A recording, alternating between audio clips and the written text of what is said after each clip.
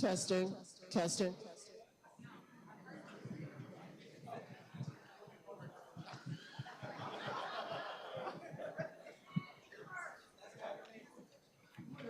Testing, testing.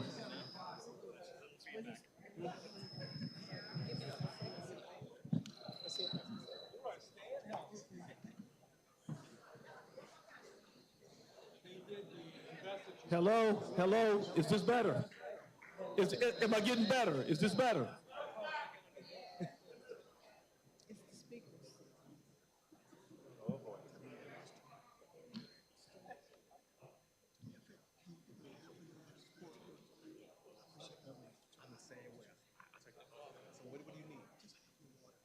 Check, check, check.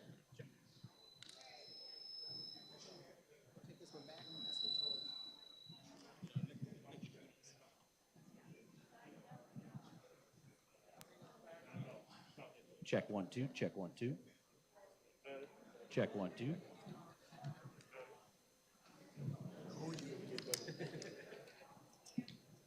Check 1 2 1 2 1 2. Is that better? Check 1 2 1 2 1 2 1 2. Check 1 2 1 2 1 2 1 2. Check 1 2 1 2 1 2 1 2. Check 1 2 1 2. Yeah, it's gonna flip. Check 1 2 1 2 1 2 1 2 1 2 3. I am Deputy Mayor Todd Bettison, and I am so excited to be at our first citywide charter mandated meeting for the year. And we have a lot of exciting things to talk about. As you can see behind me, $100 million in scholarship for adult funds. So the mayor has been hard at work at this, along with our Detroit City Council. All of us, we're very pleased. And at this point, I would like to bring your mayor, Mayor Mike Duggan.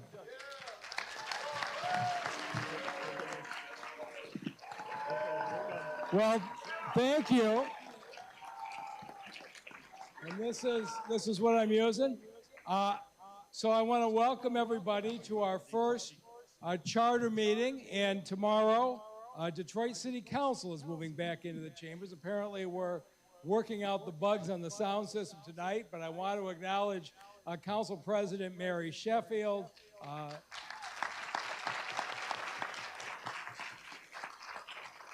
Council Member Angela Callaway is here. Is Council Member Santiago Romero here? Somebody told me she was here. I don't see her. Any other council members that I didn't see coming in? All right. Well, this is a night we've been working for a long time. We wanted to have a city where every person who wanted to get a good paying job could get one, and the jobs in Detroit went to Detroiters. And because of the assistance of President Biden and the American Rescue Plan, we are kicking off a program of $100 million in scholarships that are going to go to Detroiters over the next 2 years. And let me talk to you about how it's working. President Biden has been terrific, and Friday, his senior advisor, Gene Sperling, who runs the American Rescue Plan for the United States, flew to Detroit to talk about the JumpStart program as a national model. Many of you have friends, relatives, you yourself may have gotten scholarships for college. What we are talking about here today are scholarships for people who aren't going to college. Because a college degree is a good thing, gives you a lot of choices, but there are a lot of really good paying jobs that don't require a college degree. They do require some knowledge, they do require some training, and what we're going to talk about tonight are the scholarships for those programs, for adults who you might never have thought you were going to get a scholarship, but because you're here in the city, you're going to have that chance. So you know what things were like 10 years ago? 21% unemployment rate. If we had done this program 10 years ago, I couldn't have told you there was a job waiting for you. And people have gone through that. They went and got trained for jobs, and when they got out, they went on interviews, and there was no job open. We weren't doing that. But things have changed a lot since then. The unemployment rate that you saw 2012, 2013 was over 20%. You can see at COVID, it spiked up to almost 40%. But today, we're under 7%, the lowest unemployment rate in 22 years. And what that means is that if you take these scholarships and you get these trainings, there's good jobs waiting for you here in the city of Detroit. And so today, this is what Detroit at Work is placing, 8,870 open jobs today in the city. And half of them don't need a college degree. This is what Nicole Sherrod Freeman and Detroit at Work have been doing. And you've seen the jobs that have come back. 10 years ago when I got elected, most Detroiters went to work in the suburbs, right? You couldn't find a good paying job in Detroit, right? They were all moving out. And so every morning, most Detroiters had to go out to the suburbs to get a job, but we worked really hard to bring jobs into the city that are high-end jobs, but also are jobs that people could get with high school and some training. And so 5,000 jobs at the new Jeep plant over on Mack Avenue have come in. GM just announced tomorrow they're starting to build the electric Hummers with 2,000 jobs at Factory Zero, what we used to call the Pole Town plant. Thousands of supplier jobs, Dakota, where they make dashboards for the Grand Cherokees, and Flexigate makes parts for the Ford car. Thousands of jobs in construction. In fact, Detroit is now the epicenter of the construction industry in the state of Michigan. When did we think we'd see that?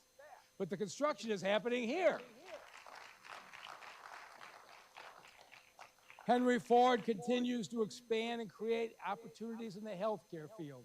Tech jobs are coming back into this city. Banking, of course, Quicken's been here for a while. Huntington just moved their headquarters here. Restaurants and hotels opening up if you want to be in the hospitality industry. And this one I find just fascinating, call center jobs. J.P. Morgan Chase brought in call center jobs, $22.50 an hour with benefits, and you can work out of your house, and they're hiring all Detroiters to do it. These are the kinds of jobs that are available in the city today. And what we want to do is make sure that Detroiters get every chance to fill these jobs. And so here's what we're going to do. We're adding this $100 million in scholarships to take folks in the city, many of whom thought maybe they were forgotten, maybe they were left behind, maybe they never had a chance. And we're going to be there with you every step of the way to end up in a job that you can be really proud of. So, if you're watching at home tonight, this presentation is basically meant for 5 groups. And if you know somebody that you care about, you might want to call them and ask them to turn this on. Is this you? I never learned to read. But at this point in my life, I'm ready for a scholarship that'll pay me to take the reading classes. If you know someone like that, call them. Tell them to watch this because we're going to show them how to do it. Or, I never got my high school diploma. I'd like a scholarship that would pay me to go back to high school classes. Now, you can't do this if you're 16 years old and still in school. This is for people who are 3 years out, but you can get paid to go back to the high school. How about folks who say, I'm unemployed, and I'd like to get those skills for the really good paying job, but right now, I need a full-time paycheck. I got to buy diapers tomorrow. I got to pay my rent tomorrow. I need a full-time job. But I don't want to be in a job where I never have any choice. We have a program for you. And, I hear this a lot, I got a job. But it's not paying me the kind of money to raise my family and live the kind of lifestyle I'm looking forward to. And finally, the ones that I want to talk to the most. People who have been unemployed for more than 6 months. These tend to be the folks who've given up hope. They've had things happen in their lives that have created barriers. They may well have been the product of a school system that did not do a good job of educating them. They may have 2 children at home saying, there's no way I can work because I can't afford the child care. Or they don't have a car and say, I don't have transportation. Anybody who feels like you've been left behind, tonight is the night we're going to talk about scholarships for you because we want you filling the jobs that keep coming back to the city. So I'm going to talk to you about each of these 5 categories of scholarships. Here's the first one. Learn to earn. You can start this month and make $200 a week learning to read. So this is how a Learn to Earn scholarship works. It's for those who read below the 8th grade level. If you read below the 8th grade level, you can get the scholarship, like now. You get paid $10 an hour for up to 20 hours a week to take your reading classes. We got flexible hours. You can do it during the day. You can do some of them nights and weekends if you want. You can go into an online setting, or you can go into a center where you're in a group. If you learn better with other people around you, we've got on-site settings. But if your schedule's such that you can't be out of your house, you can do it online. And if you say, I can't do it online, I don't have a laptop, we'll give you a scholarship that covers the laptop. This applies to everybody. If you're 25 years old and you want to get a better job, you can get a Learn to Earn scholarship. If you're 65 years old and you want to read with your grandchildren, or you just want to do something that's always been a part of it, you can earn this scholarship. We believe that everybody is enriched when you have the ability to read and interact with others. We got folks who just want to help other folks at the senior centers. It doesn't matter what age you are. You can earn this scholarship. All right, let's say you never graduated from high school, whatever happened. Doesn't matter, it might have been 3 years ago, might have been 25 years ago. It's always bothered you, you never got that high school degree. Because you're in the city of Detroit, we're going to pay you to go get that degree right now, because we know how much it's going to matter to you in your life. On the reading program, I forgot to talk about the success. The folks that we have in the reading program now, they're moving 2 grades of reading in 14 weeks. If you're reading at the 4th grade, isn't that great? We've got folks who are smart and talented who didn't have all the education opportunities, but if you start now, you could be, your 4th grade now, you could be reading at the 6th grade level before the end of spring. You could be reading at the 8th grade level by the time the leaves change. If this is something you wanted to do, now's the time to do it. And if you've been unemployed for 6 months, we'll give you a second scholarship on top of it. And I'm going to talk about that in a minute. And on the high school side, this is really easy. For any Detroiter who is scheduled to graduate 2020 or earlier, so 3 years past your natural graduation date, you are eligible for this scholarship. You get, same program, $10 an hour, 20 hours a week. You can make $200 a week for this. Nights, weekends, you can go to class. You can do it from home. We want this to be designed to you. We've had a number of parents with small children at home that couldn't have gotten childcare who are getting their high school degrees with their online learning classes, and it's a very exciting thing. And again, we'll cover your laptop. We're ready right now. You can start classes in the next few weeks. And if you've been unemployed for 6 months, we'll not only pay you the $200 a week to take class, we'll pay you another $300 a month to get you started. Because if you hadn't been working in 6 months, there's probably things going on in your life that are greater barriers you need to overcome, and we want to get you started in that direction. 300 high school diploma scholarships that can start in the next 2 to 6 weeks. We're ready to start teaching today. I want to talk a little bit about the success. These are just the greatest things, the graduation sessions. These are our folks. They got paid the $10 an hour. 100 have graduated already. Oh, we got some here raising their hands, all right? So 100 have graduated already. It is a day of joy. Please. Hi, how are you? It is a day of joy when this happens. Now, want to talk about the math. So, if you live in this city and you don't have your high school degree, you can start making an extra $800 to $1,100 a month right now. And here's how it works. You do your Learn to Earn, your reading lessons or your high school lessons. We'll pay you $200 a week for 4 weeks, $800.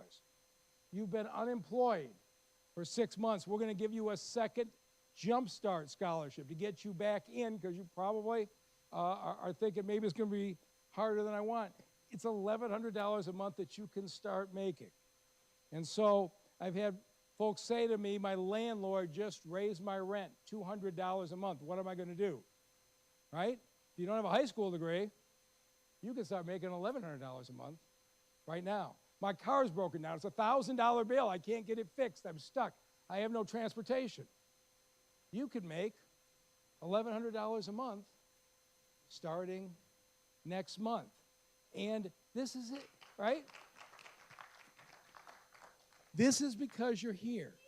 The 10 years before I got elected, 200,000 people moved out of this city.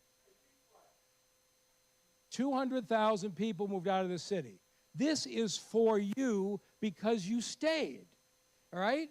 We believe in you. The people that you're going to see up here on the stage believe in you. And because you stayed, you've got the opportunity of these jobs. You've got the chance to make that kind of money. This is what the city of Detroit owes to you. And so what does it mean after you get your degree? These are just numbers, national numbers. If you started high school and you didn't finish, getting that degree over the course of your life means $10,000 a year in more earnings. If today you read below the 6th grade level and you go through our Learn to Earn in our high school program, we'll pay you all the way through, you make $30,000 a year the rest of your life. And it's not that hard to understand. I showed you that Jeep plant, right?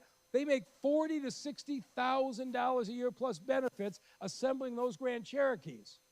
But it's a new day. Jeep won't interview you unless you have a high school degree. Okay, these are different assembly lines. They've got computer screens. They've got quality control and teams.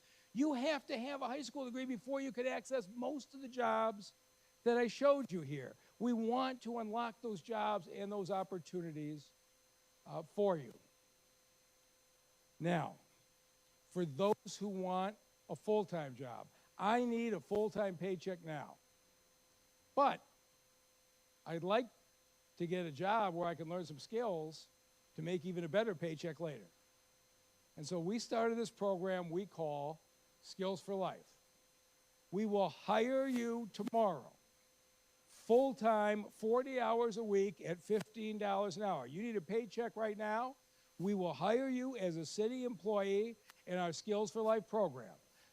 You can work park maintenance. We have these parks ambassadors that greet folks in the summer who work in the parks. We've got all kinds of neighborhood cleanups. We've got door-to-door outreach for the different city programs where you talk to neighbors and tell them what's going on.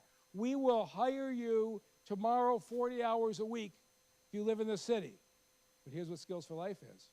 2 days a week, you don't go to the job site. 2 days a week, you go to your class.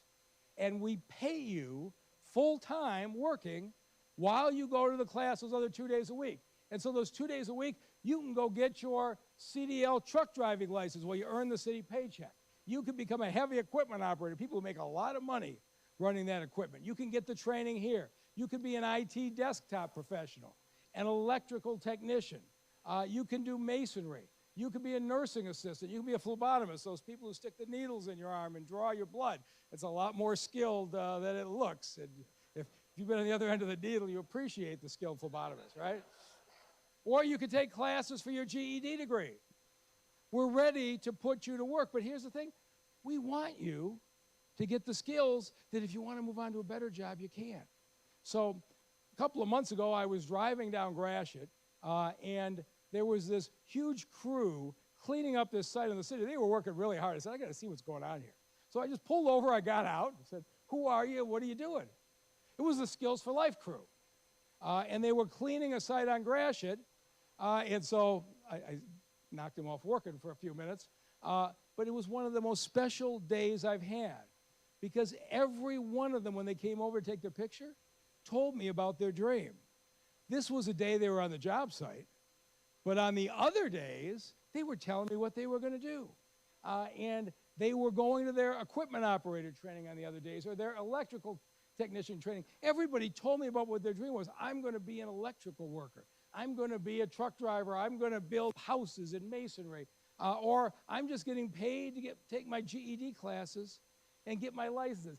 Every one of those individuals came up and told me, I like what I'm doing right now, it makes the city look better, but let me tell you about my dream. And the city is paying to help Detroiters pursue that dream. And so this is what they're doing on their other 2 days. They're learning to drive the truck, they're learning to build the houses. This is their 2 days where their dreams really start to come true. 3 to 12 months in Skills for Life. We've got some here in the front row who have done it.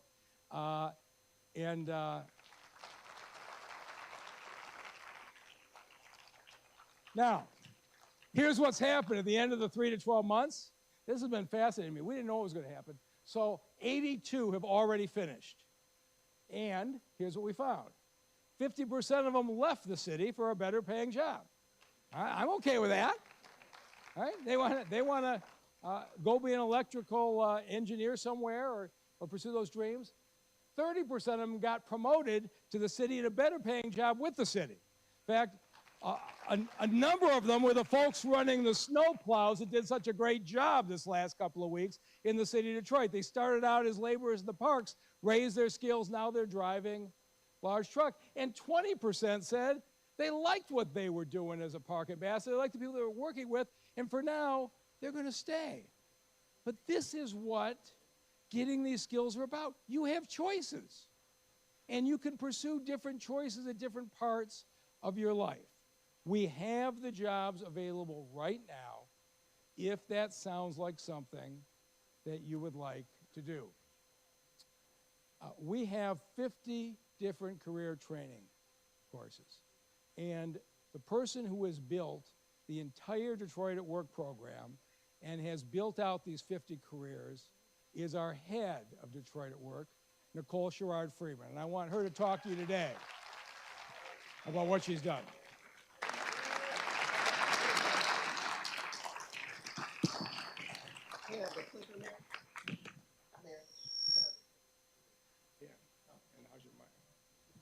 Testing my mic. All right. Oh, we're in good shape. All right, so good evening, y'all.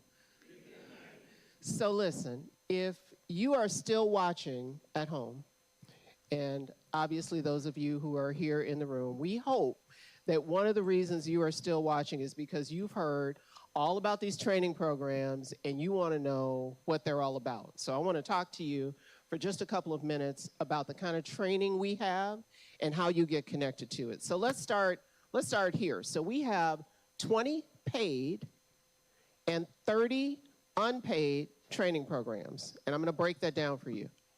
So our paid programs are either full-time or part-time. Paid means you are either earning a wage when you go to training class of somewhere between $10 and $16 an hour, or you are earning a stipend. Sometimes the programs Terry and the team have are $100 a week. Sometimes they're $200 a week. The amount that you are paid and the way that you're paid depends on the program that you choose. They're not all paid. I want to be clear about that. The paid opportunities are those that are connected to our high growth, high demand industries, right? So manufacturing and some of the electrical opportunities in construction, you know, mobility. Everybody's talking about mobility and advanced mobility and EVs, healthcare, IT, and professional services. Working with a small business or starting a small business, the point is a paid program, as the mayor says, pays you some amount while you are in training. We have 30 programs that are unpaid. Now, your first question is, if there's a paid program and an unpaid program, why would I go to the unpaid program?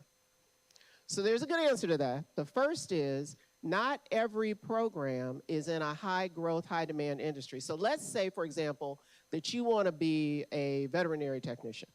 Now, that's an important job. It's a good job. It's got a future, but there's not a lot of demand for it. So if you choose the veterinary technician program, any of the programs teaching you that kind of skill, we're not going to pay you for. There are also lots of training programs, and it would cost an awful lot of money to pay everyone for everything.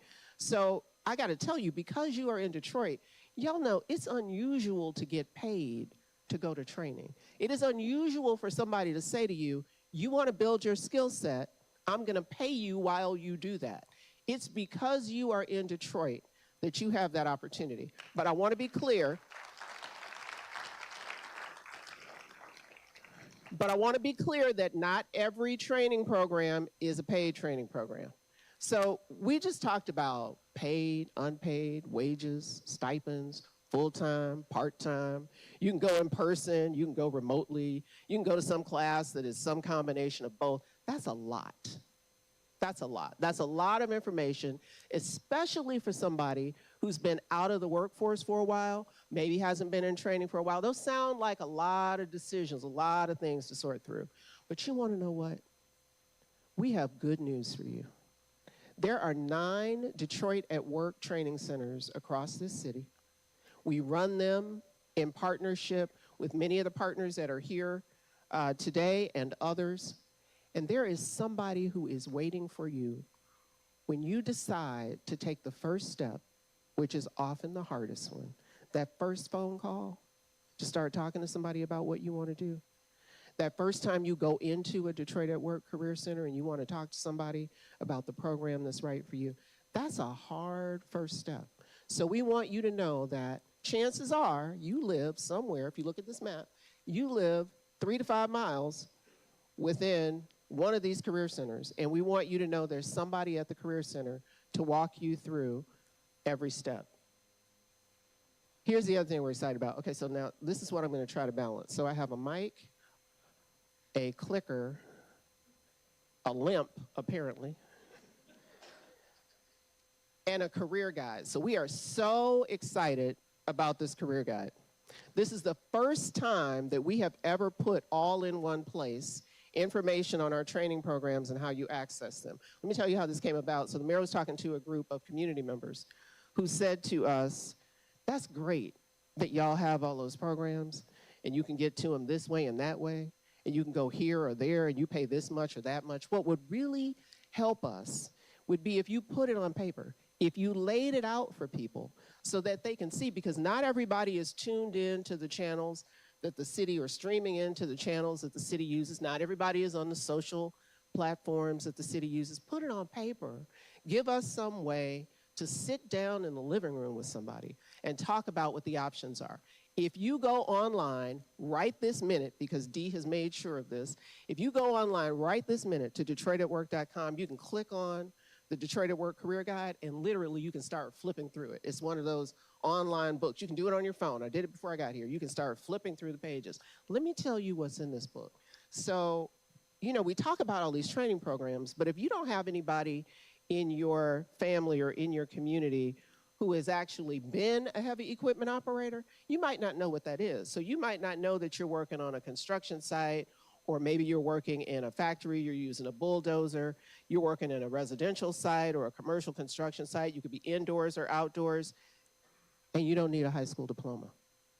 You might not know that customer service representatives, as the mayor was talking about with Chase, you might not know that there's so much opportunity for customer service representatives.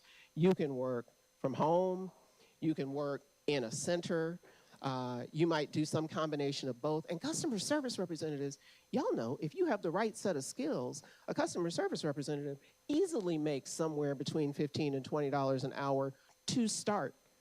You need a high school diploma, though. But it's also a place where a customer service representative training class is paid. There's a certified nursing assistant. You got to be good with, you know, dealing with bodily fluids and helping people when they are in their most vulnerable state. But a certified nursing assistant, and you know, for many of them, we'll be honest, you're going to need a vaccine. But a certified nursing assistant might be the right opportunity for you. A computer network specialist, electronics technician. The point is, there are so many opportunities for you to choose from. And let me tell you 2 things that I want you to tell your friends and your family. Number 1, many of our employers are background friendly. So if you or someone you know has a felony or a misdemeanor or some other some other issue in their background that you've been nervous about, that is embarrassing to you, don't let that stop you. Your past is not your future.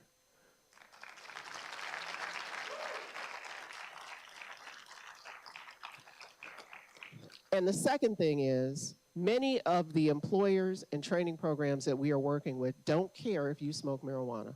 Tell your friends. They don't care. Some of them do. Let's be honest, some of them do. So if you're going to operate a piece of heavy equipment, if you're going to drive a truck, I don't have them all off the top of my head. Some of them do, but not all of them do. So don't let that stop you. Don't let that stop you either. All right, so here's the other thing I know you're sitting there thinking, or somebody at home is thinking, I've already been trained. I'm not going to training. Like, I got skills already.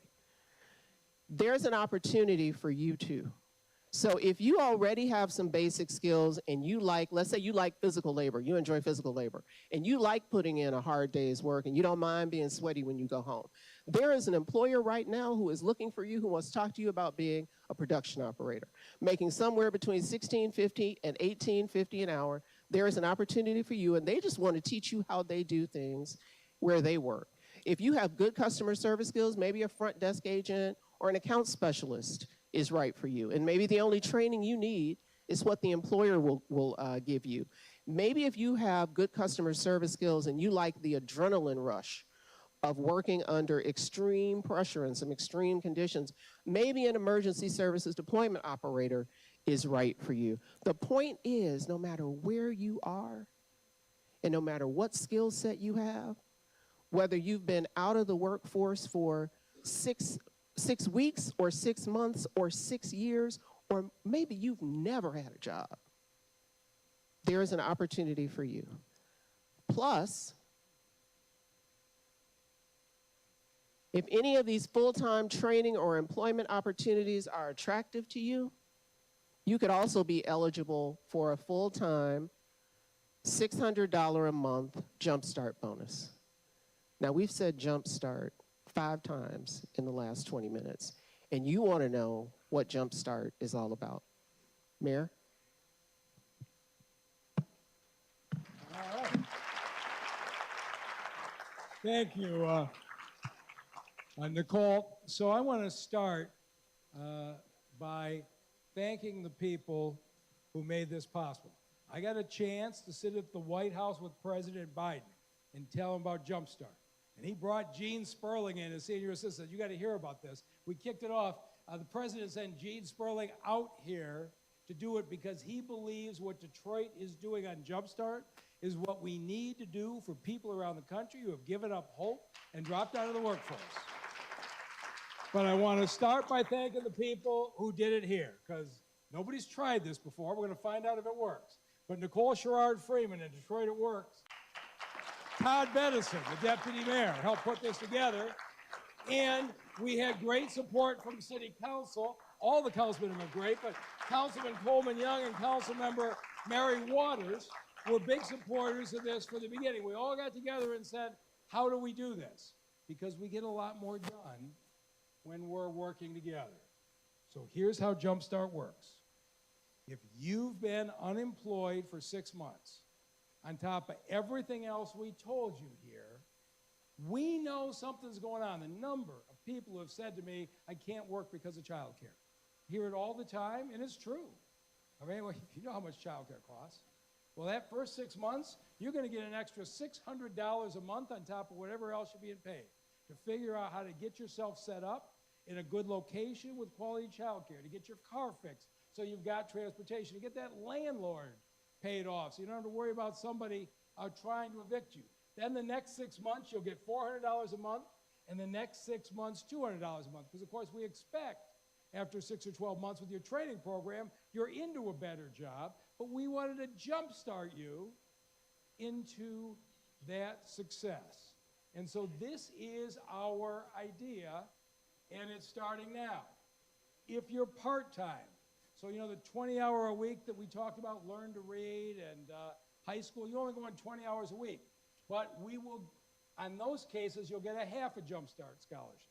$300 for the first 6 months, on top of what you're getting paid $200 the next 6 months, and then $100 the next 6 months. We are looking for folks to reach out to those who have been forgotten. Now, whenever I start talking to a group about this, first question, people understand this, right? Is this going to cost me my benefits?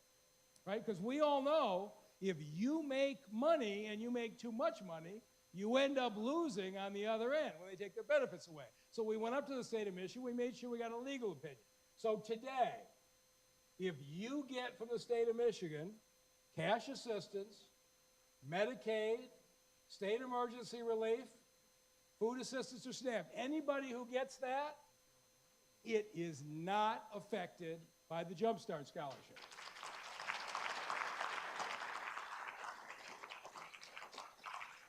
We got written opinions in the file because I didn't want to have any chance of somebody coming back saying, hey, thanks a lot, I just got my SNAP benefits cut. No, that's not going to happen because what the law actually says is that if you're getting paid to learn a new skill, you're getting paid to earn a high school diploma, you're getting paid to upgrade your reading and math skills, that doesn't count against your benefits because, of course, the state wants you to get those skills, wants you to earn the kind of income that everybody aspires to. So I'm sure when you tell your friends about this, first thing they're going to say is, oh yeah, but what about my benefits? You can start by telling them your benefits will not be touched.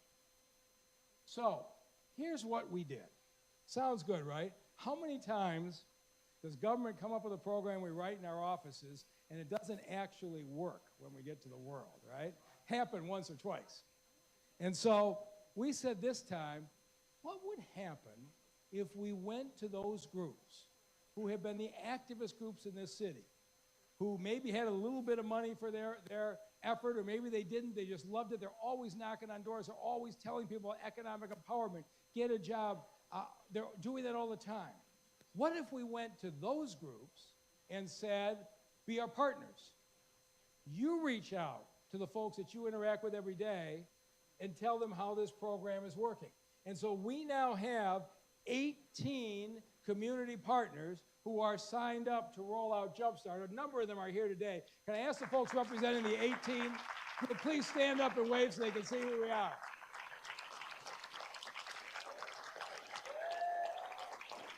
All right?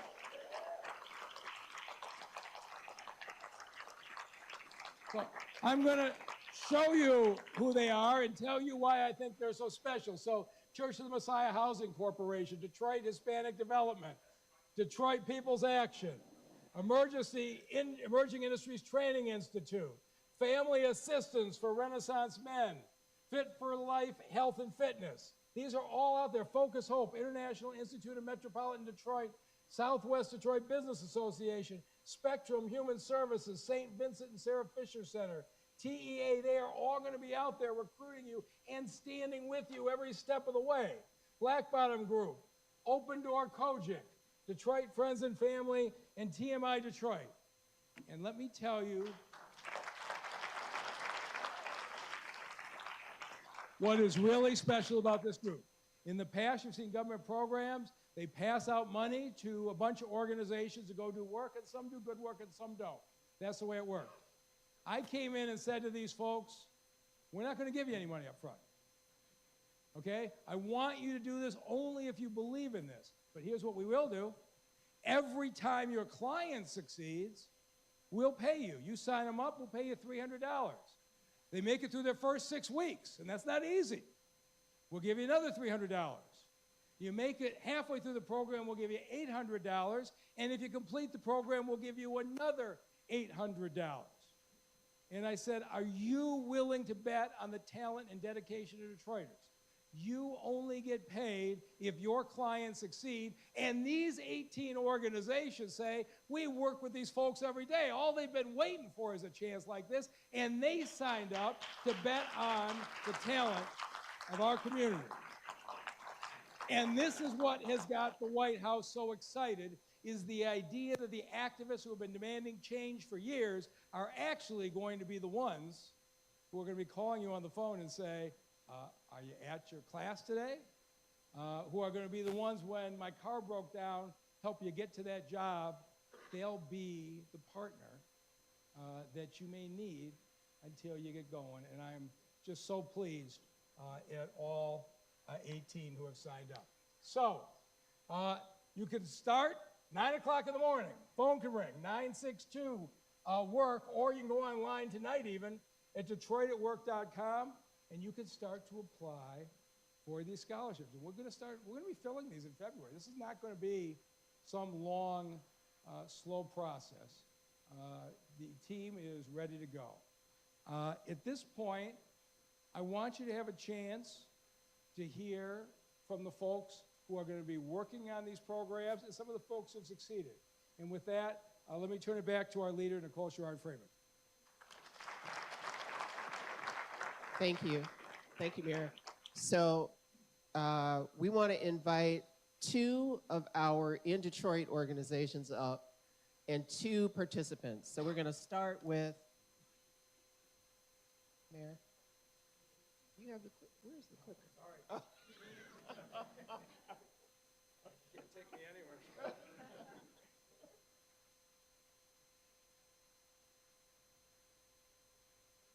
Oh, the scholarship fairs.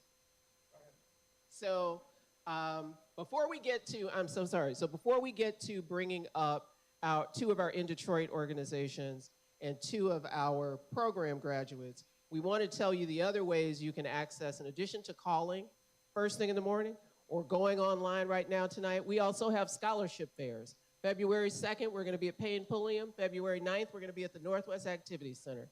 February 16th, we're going to be at the Boys and Girls Club. And there's one more. February 22nd, we're going to be back at Durfee, where Friday's event was. More information at DetroitAtWork.com, but this is your chance to come out, look around, talk to people, figure out what's right for you. We're just creating multiple ways for you to come out and connect with us and figure out what's right. Now we're going to welcome up our panelists. We're going to start with Willie Bell, who is with FARM, Family Assistance for Renaissance Men. Please join me in welcoming him.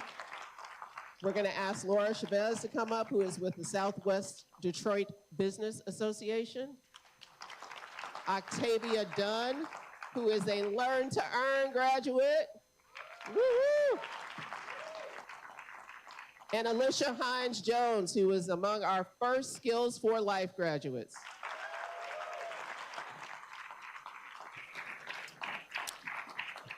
And so what we asked each of our panelists to do was just to spend a few minutes telling you their story, because it's one thing to hear us, to hear the administration, to hear Detroit at Work talk about all these programs. It is quite another thing to hear directly from the people who are doing the work and who have benefited from the program. So I'm going to turn it over to you.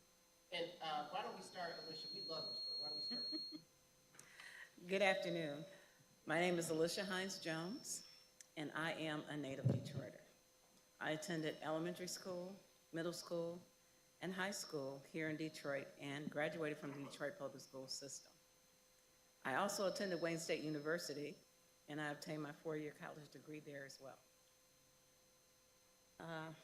I was caring for my mother some years ago, and she made me make a promise to her that I would go back and get the years that I lost caring for her to obtain my earnings.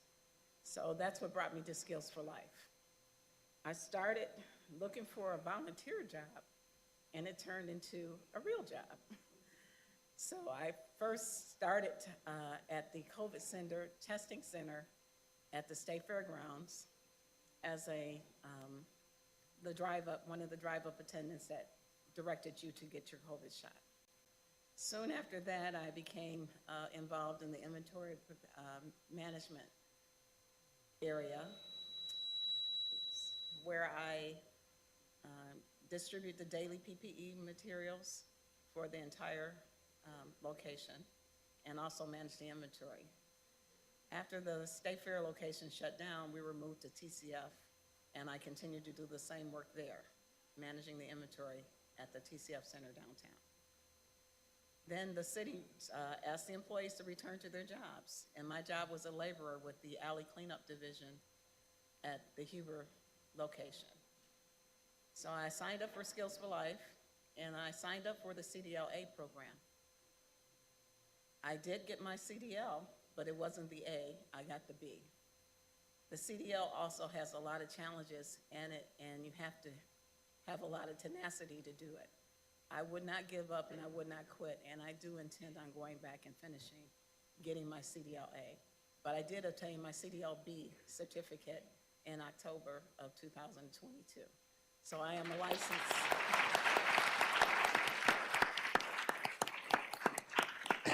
I'm a licensed CDL driver, and yes, I do drive trucks.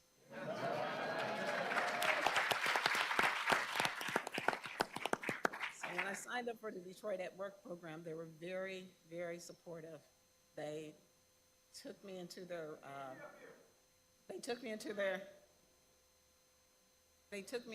program. They gave me all the skills that I needed so far as resume writing, employment etiquette, learning how to deal with people on my job, as well as, people in the community. As you know, I work in the city of Detroit for the GSD department, and I work in alley cleanup. When I came back as a laborer and started the Skills for Life, I didn't think that I was gonna finish the program, and I knew I wasn't gonna quit, but I also wanted to make sure that I secured myself a position where I can move on to other tasks and other agencies if, so it suited me. But I decided that I was gonna be dedicated to the city of Detroit. Since they gave me my training, why wouldn't I support them and stay and work as a city employee?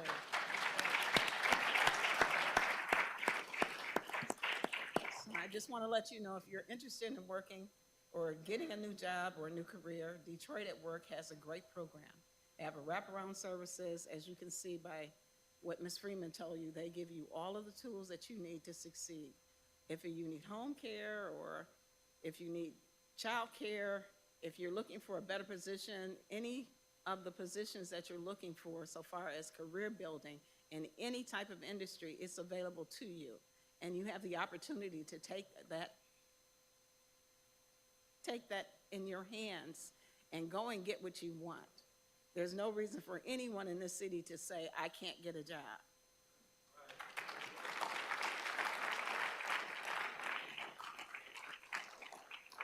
I want you to know I do plan on getting my CDA in the future.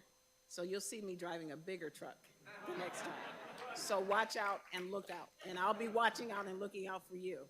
But I would like to take this opportunity to say thank you to the mayor, to my coaches, to my instructors, to my managers at GSD, especially the alley cleanup crew who supported me through the whole ordeal, to my work family, to the residents of the city of Detroit who allow me to do the job that I do every day and greet me with welcome and open arms, and always, always give out the city employees praise for the work that they do.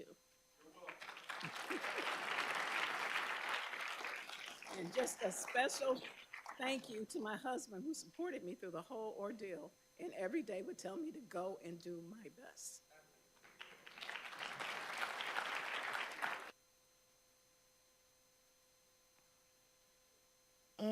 My name is Octavia. I dropped out of high school in 2004. I wound up getting pregnant. I went to Redford High School, and everybody know how Redford High School was.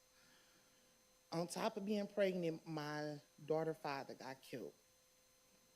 So it was hard. I made many attempts to go back to school and just didn't do it. So one day I was at work, I was a caregiver, and I was sitting on the couch, and the Learn to Earn commercial just kept coming on. It was like back to back, and I used to be like, okay, I'm gonna call it. And one day I just went outside and was like, you know what, I'm gonna call it. And I went, and I had the amazing team, Miss Carmen and everybody sat down, talked to me, and Miss Carmen, I told her my life story, and she was like, we're gonna get you through this. And when I say the Learn to Earn program is something that everybody should try, if you don't have a high school diploma, you should do it, because I wound up graduating with my daughter Me and my daughter walked across the stage together in 12th grade.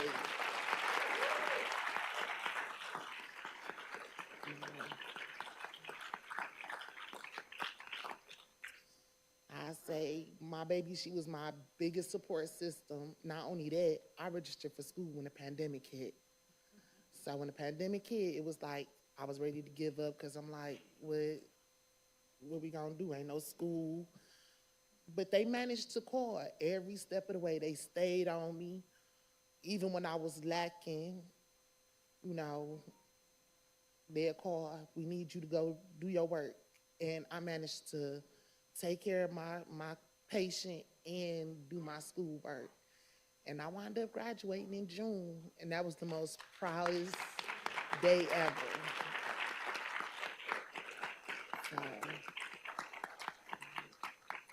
So I want to tell the mayor and everybody, thank you, because that was a big deal. That was one of the proudest moments to walk across stage with my kids in the audience. So thank you. So,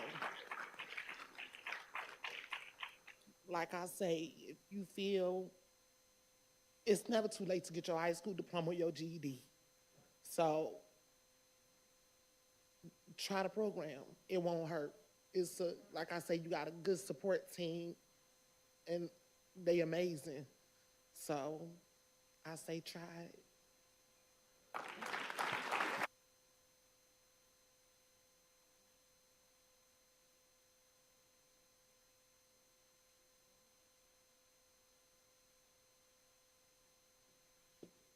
Thank you so much.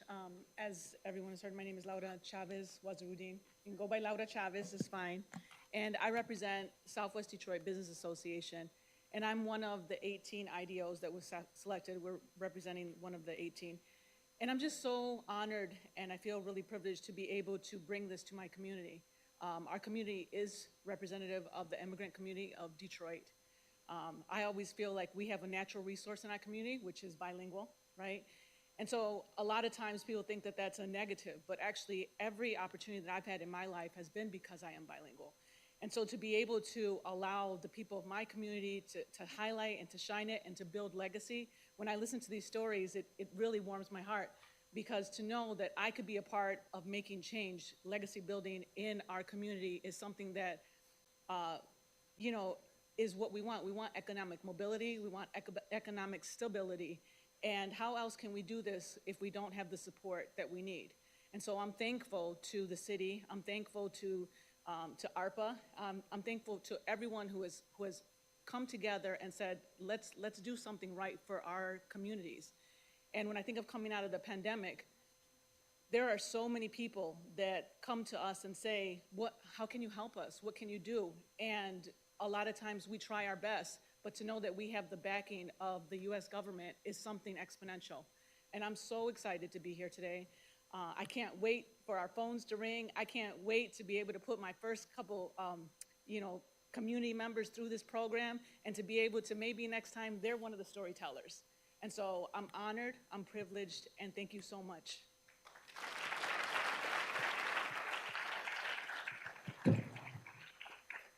Good evening, everybody. Laura Chavez and I, we've already been working before the JumpStart jumped off, right? So we were already on the ground running together. And so we were surprised to see each other in this election. So we're honored to be a part of this election. My name is Willie Bell. I'm the CEO and founder of Family Assistance for Renaissance Men. It's a program designed to help fathers get back on track with their children. We help them for those men that did not get a chance to have a father in their lives. They're out there trying to figure it out. They're out there like Tarzan. I liken it to Tarzan. Tarzan didn't have, the resources and didn't have guidance. Just like the men out in the street. They're out there in the street like Tarzan, not without the resources and trying to figure it out. So we're the only program that I know of doing the wraparound services that we're doing to help them with their tickets, warrants, driver's licenses. We partner with 39 judges. We have 11 attorneys helping us help these men with their various issues. We have social workers in the program, partnering with Wayne State University School of Social Work. We partner with Wayne County Community College and other community colleges right now. And this right here is a conduit, allowing us to be a conduit with the city of Detroit to help those people, like the mayor said, who are lost, who are, forgotten about, and who think that we've forgotten about them. And so I'm just honored to be able to be a part of helping those men and those families. Let me give you a little bit of stats about the work that we're doing and how it connects with the JumpStart. For every man that we help, 3.5 children's lives are changed. These are the stats. For every man that we help, 2.5 mothers of those children's lives are changed as well, for a total of 7 family members' lives being changed through farm. And this JumpStart is going to allow us to be able to help even more family members that didn't have a father in their lives. When we give men an opportunity to step up and to support that mom who's already working, some of them are already working, right? And they're doing the best they can, being the best mothers that they can without having a father around. But when we bring them back the support of the men, okay, the sky's the limit for the whole family. So this JumpStart gives us an opportunity to take these men and give them a JumpStart even more. Trade off that hustle in the street. You may be cutting grass. You may be cutting hair. You may be a handyman, right? You may be out there doing some things illegally. This is an opportunity to turn your lives around, trade in that hustle. We got the lawyers for you. We got the judges for you. And now we have the city on our side for you as well. So God bless you guys. Thank you, Mayor. Thank you, City Council.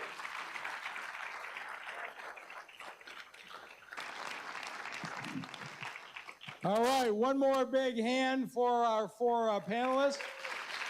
And so we're going to let Ms. Hines-Jones, Ms. Dunn, Ms. Chavez, and Mr. Bell go back to their seats, but they will be here to answer questions, whether you're here or at home, if you want to answer questions. But I'll let you guys return to your seats for this next session. I know the notice said this was going to go till 8:30, but this has gone longer than I had expected, but I thought everybody was worth hearing from, don't you? So we are going to extend the question session longer as well. The ways the work is, we'll take one person on site, one person over the internet, back and forth. If you are watching online, I'm sure you all know this by now, computer users, click your raise hand icon. Telephone users, press *9. Please tell us your name, what neighborhood you're from, ask your question, and we ask that you keep it to 1 minute because we have a lot of folks we want to get to. We've got somebody down in front who has had her hand up, and so why don't we start here with our first question, and why don't you just take the microphone from me? Okay. You can sit down, you're good. Mr. Mayor, you don't remember me because I've lost weight because of COVID. I'm in your book doing the sign under, when we hit the right end, and you came to my home. All of that sounded good today. But I have a great nephew that has been applying for these jobs for 6 months.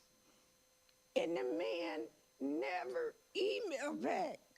My nephew graduated from high school. He can read fluently. He told me in Northwest Activities Center, that's where I took him. I made him go down, get an application. Somebody gave him a card. This man don't even have a phone number. You gotta email him. And when you email him, he never email you back. Do you know how I felt at the beginning of the year when I go over my great nephew house and he say, Auntie, I'm gonna apply at Oakland County.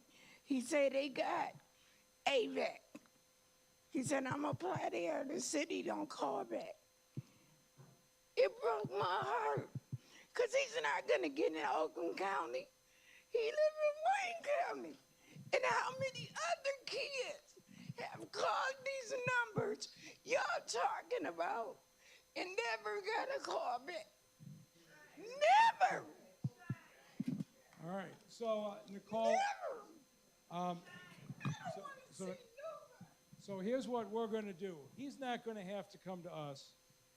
Tomorrow, we're going to go out and see him, and we're going to get him signed up. So Nicole, let's talk about this.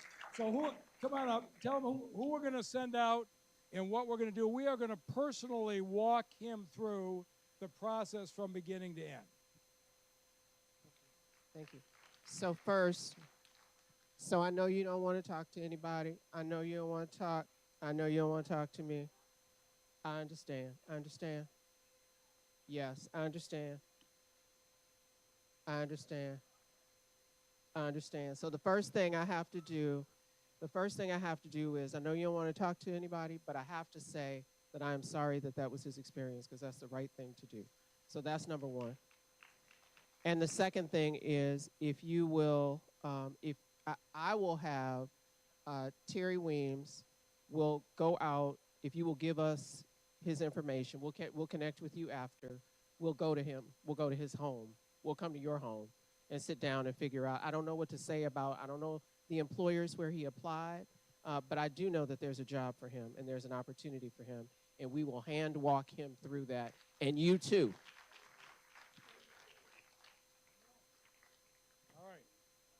All right. I remember, you hosted me back in 2013, and I don't have any excuse for this, but we're going to make it right, okay? And I'm going to be on it myself, and he's going to know it's because you loved him enough to come down here and make this pitch. Okay, well, we won't tell him. We won't. All right. All right, thank you for having the courage to come down and do this. Okay, so who do we have next, Kim? Okay, so hello, can you hear me? All right, our first caller, Davis. Davis, if you could unmute yourself, if you have a question or a comment. Okay, Davis, you're on. How you doing? Okay. I'm a block club president, Cliff Carey Rogie, and I've been buying houses, renovating them in the neighborhood, the beautified neighborhood. And the last house I've been working on had a large tree that me and Kiana Sessions have been working with the land bank to cut down. And so we finally got it cut down after about 4 months. But they left a big, huge stump with the tree bark, like half a tree. They left it. And we're having a hard time getting that cut down. Okay, well, we're going to get it. Stump removed. So we're going to get it. We're going to get it cut down. So if you give us your information, Brad Dick is sitting in the front row. He's going to send the team out this week, and we will get the rest of that tree stuff. All right? Thank you. All right, let's take a question. Here, go ahead. Yes, sir. Yes. Let me get the mic. Okay. How is it the of the millage was used to determine the state assessed equivalent and determine the debt limit? You know, the city of Detroit is way over the legal debt limit right now, and all those bonds that's been issued, those interest payments that the city council is approving is totally illegal. Those are legal bonds. I got the report from David Whitaker.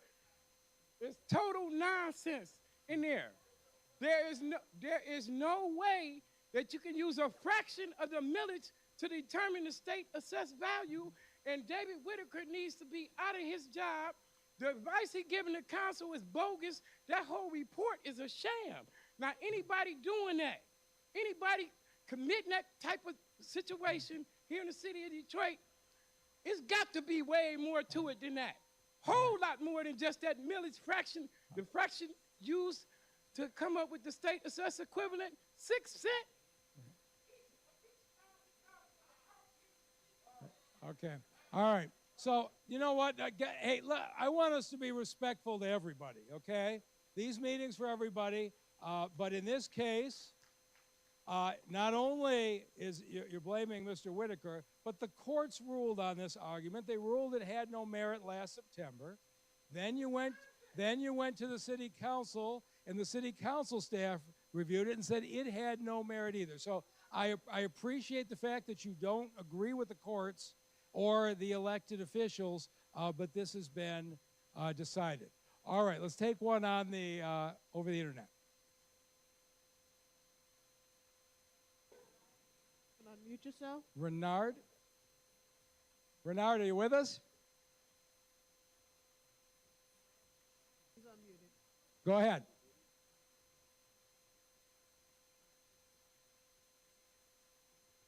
Renard, can you hear us? All right, let's take one here. Go ahead. Yes, sir. Tell us your name and where you live. Hey, how you doing, man? My name is Yvonne Smith. I live over, and I'm a part of the Law Road to Block Club. Came out today to ask, you remember us when you this year coming up. Been working with our district manager and deputy. We've been working closely with them. They've really been doing a great job. I want to make sure you know that the team before them was doing a great job. And they have been really bringing back the fire in the local area between all of the block clubs. They got us up and going. They got us fully signed up, and we're fired up. We're looking to take back the block, and we're really looking for some assistance from you guys. We're really excited about this year, and we really just want to say thank you to these guys for what they've done. All right. And we appreciate everything guys been doing. One little personal pub, I've been trying to get a couple of pieces of property. Go ahead. You want a couple of what? I've been trying to purchase a couple of pieces of property. A couple of lots? A couple of lots. Okay. I brought some from the land bank. I've been doing that program. I want to thank the land bank as well. How many have you got from the land bank so far? 5. All right, you're doing okay. Looking to get a couple more. All right. Okay. But they're adjacent to the land I own, and all right. Is Tammy Daniels here? All right. Well, we'll take the lots. But here's the thing I know for sure. I can take you from one area to this city to the other, and the neighborhoods that have come back the fastest aren't always the neighborhoods that are the wealthiest. They're usually the neighborhoods with the strongest block clubs, the strongest local leadership. So thank you for what you've been doing. All right, Kim, let's try the phones again. You can unmute yourself. You have a question or a comment. Destiny and Noah. Destiny, are you with us? Talking. They're unmuted. Something's going on, but they're talking. All right, we're going to take questions here until they solve the sound system. And Mary Sheffield is sitting over there with a big smile on her face that this is going wrong for me before her first council meeting in this session tomorrow when they will have it all worked out. So go ahead. Okay, 1 second. I first want to start this out being positive. I just want to say the economic development and opportunity brought to this city is just remarkable. But we still have a serious problem that's holding us back from a lot more. And it's our transit system. I mean, it's just deplorable. And you know what? In my opinion, it's just stats are even more embarrassing than the 2000 and I said that in city council last week. And look, budget season's coming on. You need to double the transit budget. Oak County and Ann Arbor doubled their transit, and they have a millage. You know, the new buses, it just makes you more comfortable, not efficient. I agree with everything you just said. And so I am now sitting every week with the management of DDOT in going through all the obstacles. It's not a lack of money. DDOT's probably got a $50 or $60 million surplus. We've still got about 50 or 60 driver vacancies. So we gave the drivers a significant raise a year ago. It stopped people from leaving, but it's not enough to attract more people. We're going to have to go back again and do what we did with the police officers, which is get the rates comparable to the surrounding community. I don't have any excuse for where we are, but I can tell you I'm on it every single week. We are going to keep adding drivers. We are going to keep adding routes. 4 years ago, we ran 200 buses a day. Now we're running 130. And it's because we haven't filled these positions, not a lack of money, but I'm going to stay on this every single day till these positions are filled and the service gets to be where it is. So thank you. Okay, we're giving up on the phone. So next here. Go ahead. Gary Hunter, you know I'm no stranger to you. I want to thank you, first of all. I just left Chicago, LA with the new mayor of Karen Bass, and the things that I'm seeing here, you know, quite naturally everybody, including when we was with the president a couple weeks ago, asking about Detroit. I really got a problem because I'm in the press with people really not getting the information. Right. Gary, that program for the water where they paying $18 and $40, you know, the more I talk about it, the more people don't know about it. We got to stop making everything a silence. We got to figure out how to get all of our community to know. Thanks to Treasurer Sabri, who's letting us know about not losing our houses to foreclosure. Thanks to Todd Bettis, who's been in the community almost everything I've been at when I'm in town. I just want us to give at least, before we assassinate this program, let's give it the credit of time. I was with you over when you were at Hobby and Kitchen, whatever the kitchen on the east side when you did the job program. I didn't see it, we talked about it that much, but we really gotta let people know that there is, give me 1 second, there is stuff going on. Okay. All right. Okay. All right, thank you very much. And your point, okay, guys. All right, please. Shh. Your point is well taken. It's why we're using 18 organizations to go out into the streets, because we have to find a way to reach people more effectively than we have. All right, who's next?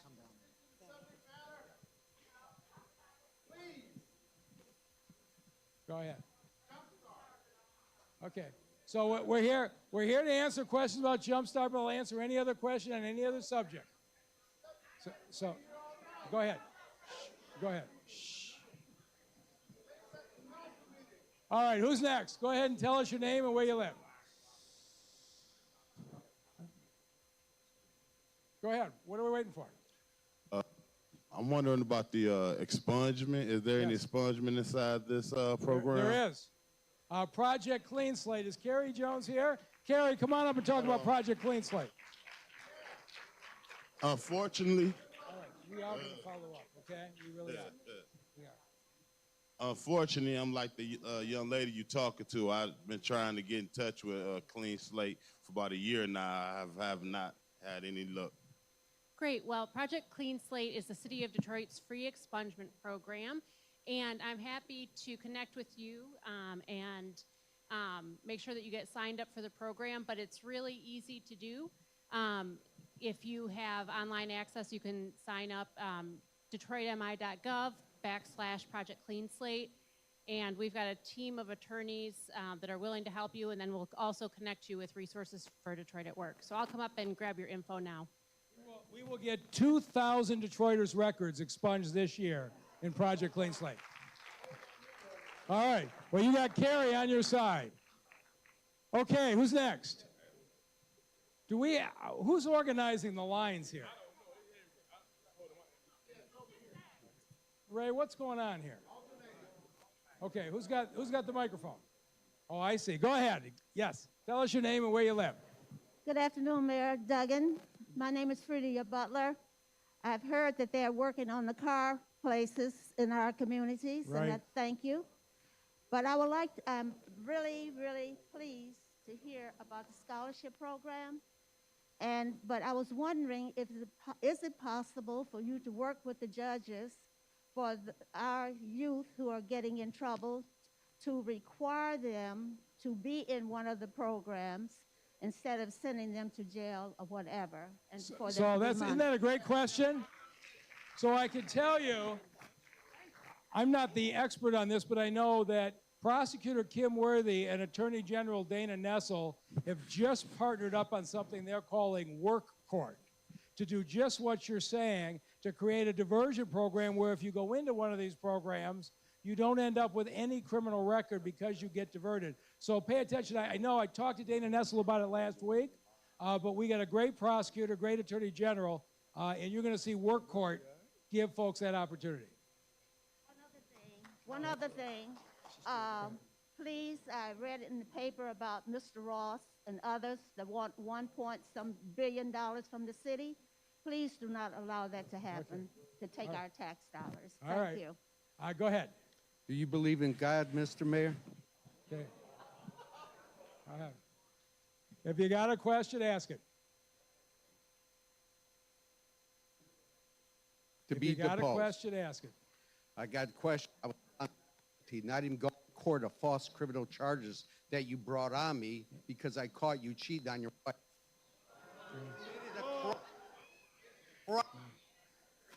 Council has even said it. If you've charged me falsely that you committed crime.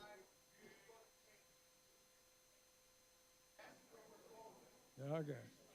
I charged with Tim Worthy, Dana Nesso, and you should be removed for bringing false charges. All right. Well, we're going to let, okay, no, that's it. We're going to let the court process, we're going to let the court process play out, but let's be clear. I am not the Genesee County prosecutor. I'm not the Michigan Attorney General. I didn't bring any charges. So, but the court will play out however it goes. Go ahead. Tell us your name and what neighborhood you're from.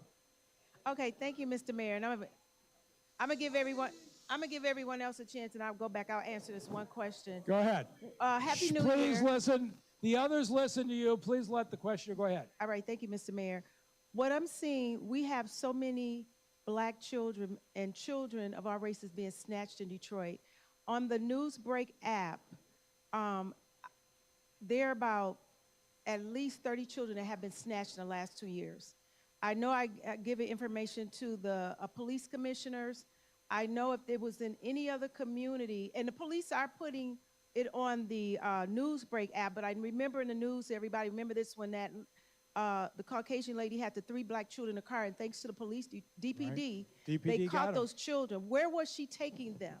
How many has she taken before? But before this become a national news story, and I'll reach out to Chief White, we have to find out Armani Taylor, Kayla Turner, Deasia Williams, Kana Dunbar, and Southfield, these children are being snatched. Thank you. Is somebody here from the police department? Go ahead. I'm going to let the deputy chief respond to that. Anytime there is a report of children taken, what DPD has done has been remarkable. They've had some successes, but why don't you talk about what we're doing? Testing 1, 2, 3. So anytime there's a child taken, we immediately respond to that. We use any resources that we have, whether it's video.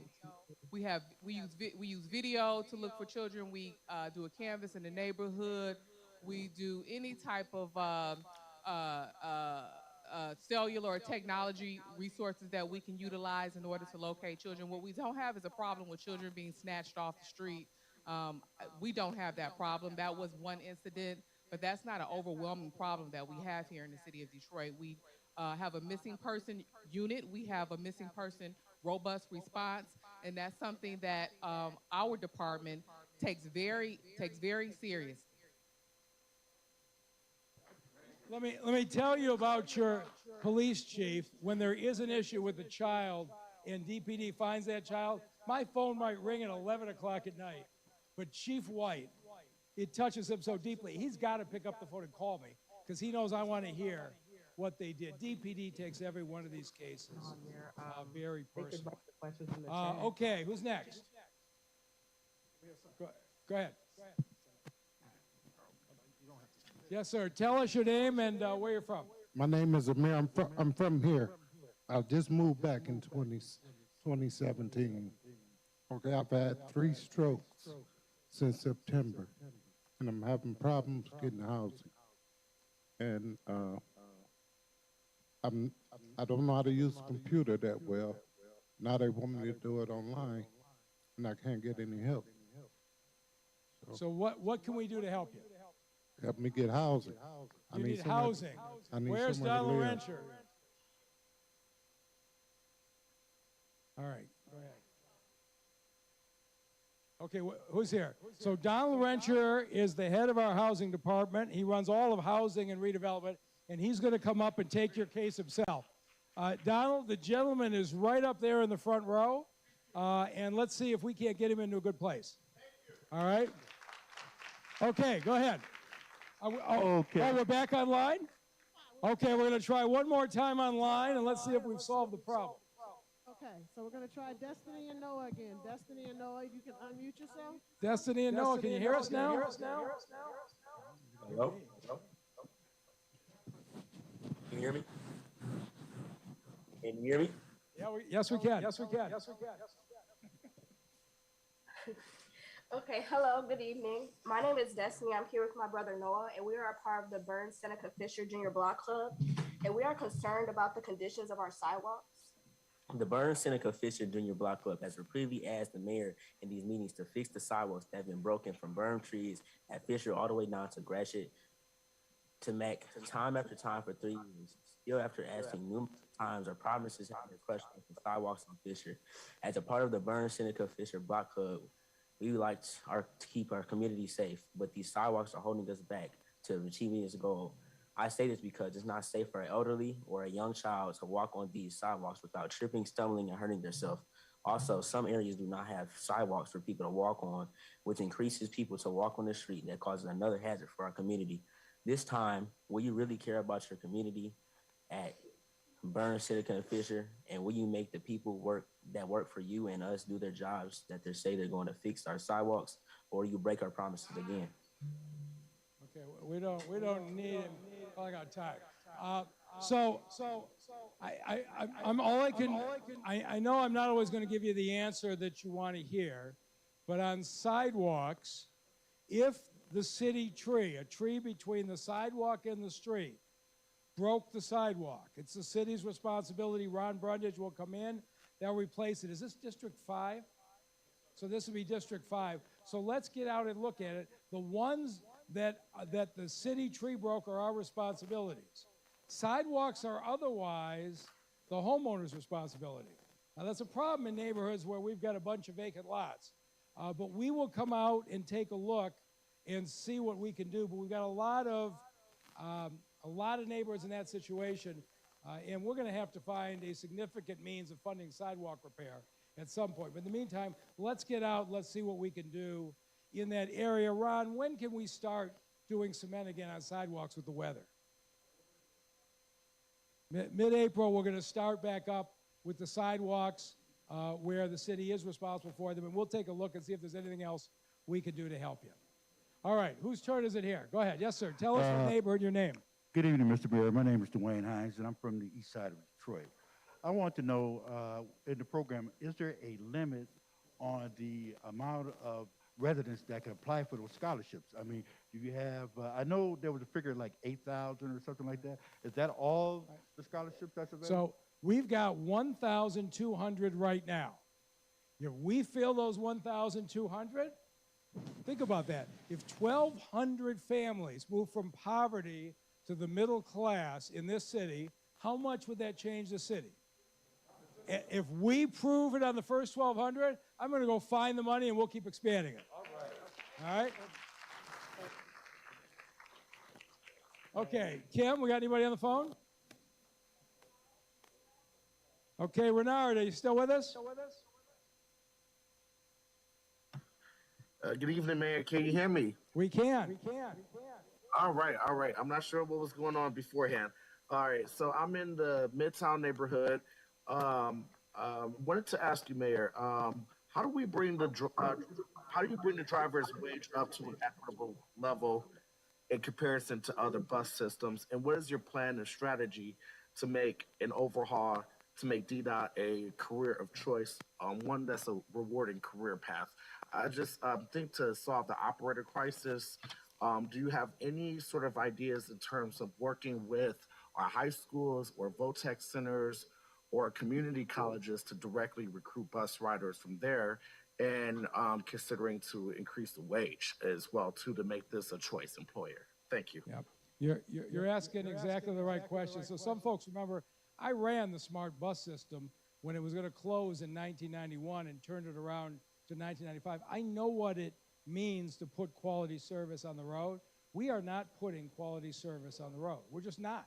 And so All I can tell you is what I'm doing. Every single week, I am now personally sitting with the entire DDOT management team. And it isn't all DDOT's fault. When they can't get procurement from parts, they don't get a bus on the road. When we're not paying a competitive wage, we've got an issue. If we're not doing good enough job recruiting, there are a whole lot of factors that have gone into this that haven't been DDOT's fault. There are some things that have been.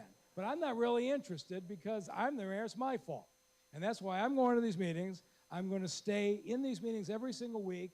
And what I will tell you is this. We've got to fill about 60 driver positions. And you're going to see us increase bus service in April. We're going to increase it again in June. We're going to increase it again in September. But you can't just take anybody and put them on the street. These folks have jobs that people's lives are at stake. And so we're going to get quality people, quality training, and it is going to take paying these folks more money, and I expect to be sitting down. We've got a great union leadership at the ATU. I expect to be sitting down with them in the next 2 weeks to put together a plan that will have us get a full set of drivers and the kind of quality folks that the people of Detroit deserve. All right, who's next? Malik Shelton. Go ahead. I'd like the residents of the city of Detroit to know that Mayor Duggan and his CFO, the Chief Financial Officer, is using a numbered letter that was hatched out of the Michigan Treasury Department to artificially boost up the city of Detroit's real and personal property value by an additional $11 to $12 billion so that it can continue to load up debt, buying debt on the backs and on the necks of the residents of this city. You were wrong, Duggan, when you said that our court case that we have in court was overruled. I'm the one that argued it, pro per, in front of Judge Kennedy. He said that I was in the wrong jurisdiction. He also said your problem is with the Duggan administration. He said that the state may have, that the guidance was fraudulent, but nobody told the city of Detroit to follow it. And by the city of Detroit, they're talking about the Duggan administration as well as the CFO. I'm demanding that you not use that fraudulent number. Okay, well, I was trying to pull up the court case, but the court said clearly and unequivocally you were wrong and your case was dismissed. That settles the case. Go ahead, yes, go ahead. Hi, my name is Johnny Wilford. I want to thank Carly and Steele. Thank you for having my bag be there for me. Thank you. I have some great district managers. Okay, I have my papers here, so I can just give it to the department. Okay, this is for sinkholes that we need to take care of. It's really, they damaging the whole street. Okay, hang on. The sinkhole is where? The sinkhole is on Ashton, on Hassel, between Ashton and Southfield. Gary Brown, where are you? Yeah, come on. I need to. Okay, Gary, let's go get the sinkhole. Okay. All right, go ahead. How many sinkholes have you got on that list? I got 2 sinkholes. Okay, I sent Gary pictures of sinkholes myself, I got so pictures. go ahead. Okay, All right. we got water standing on the street, on the blocks in front of the houses. I got the paper for that. I got sidewalks that need to really be taken care of. I got information on that, and I got one tree that's really bad, need to be torn down. So tell me about the tree. Where is it located? It's right on it's on Trojan between Southfield Service Drive. Is it on the city property? It's definitely on Okay, Brad. So Brad Dick is right here. So Brad's going to get the address from you before you leave. Okay, I got the And paper. Gary Brown is coming to get your addresses. Okay. I don't know that I can do anything with the sidewalk, but we'll get the sinkholes in the tree. Okay, I can give them the paper for the ones who do sidewalk. And then one more thing, DTE came out and put up a new pole. I want them to come and clean that debris around my pole, because it's a mess. All right. So can you send? So which city council district are you in? I'm at Tate, District 1. Okay, so let's see, is Carla here? So Carla, would you please call DTE and get them out? DTE is really responsive when we send them a request. So your district manager is going to call DTE. They'll come out and clean it up. All right, thank you. All right, are we back on the phone? Go ahead. Marguerite, Matt, Okay. if you have a All question right. or a comment, you can unmute yourself. Marguerite. Marguerite, you're up.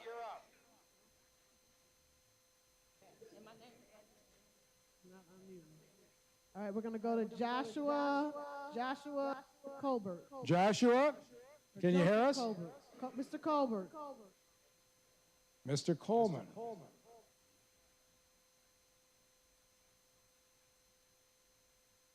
Okay, I don't know what to say about the call-in system. Oh, here we go. Okay.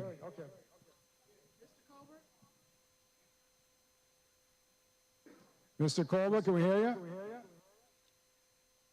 Okay, so we will, those who are calling in, if we get it solved, we'll come back to you. Otherwise, we're going to just stay here. Go ahead, yes.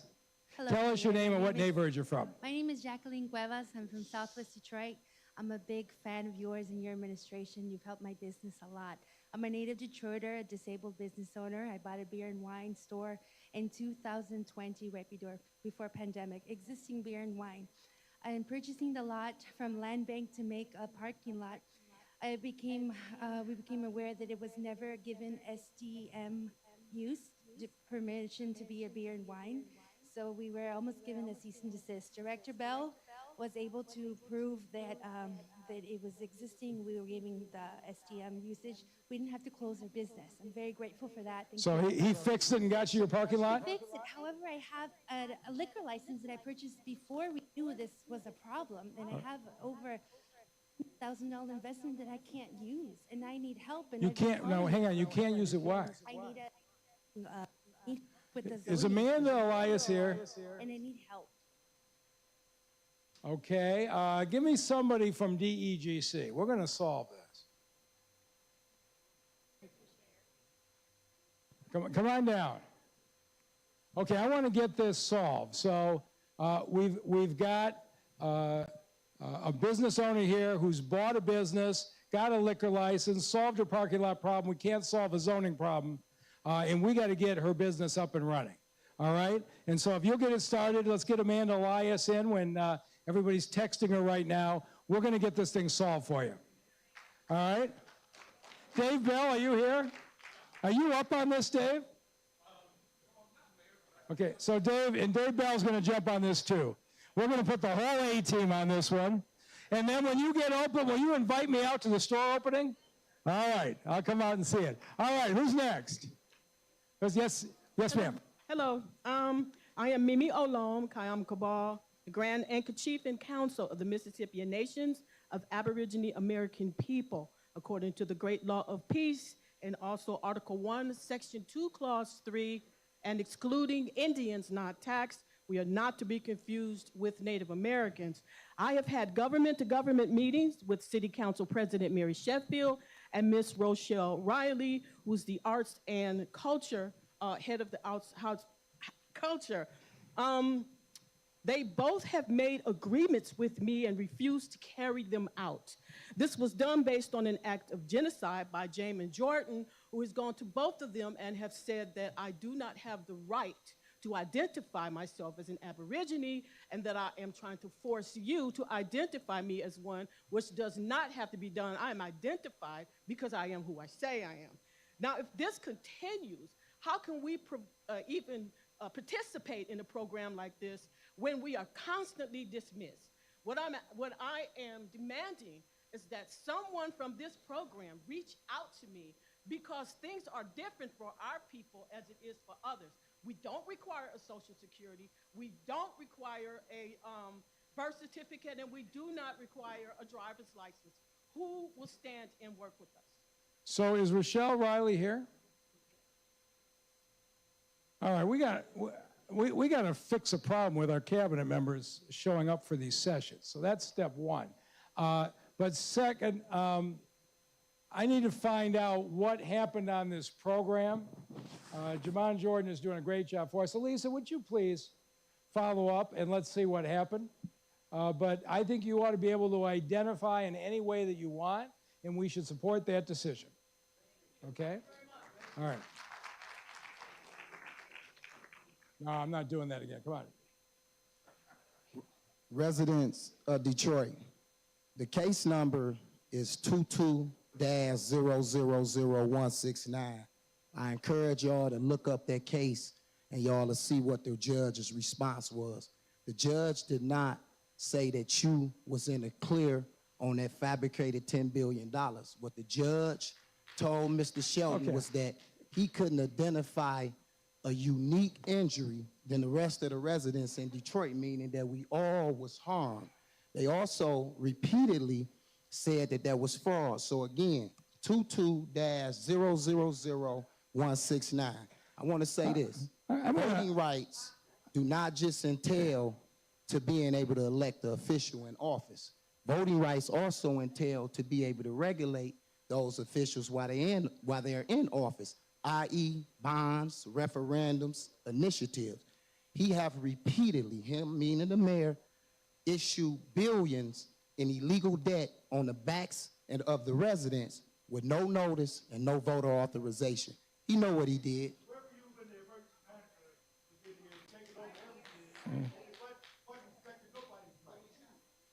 All right. So I'm gonna find this court case, but this is one of the things, and we've seen it nationally in politics from the other side.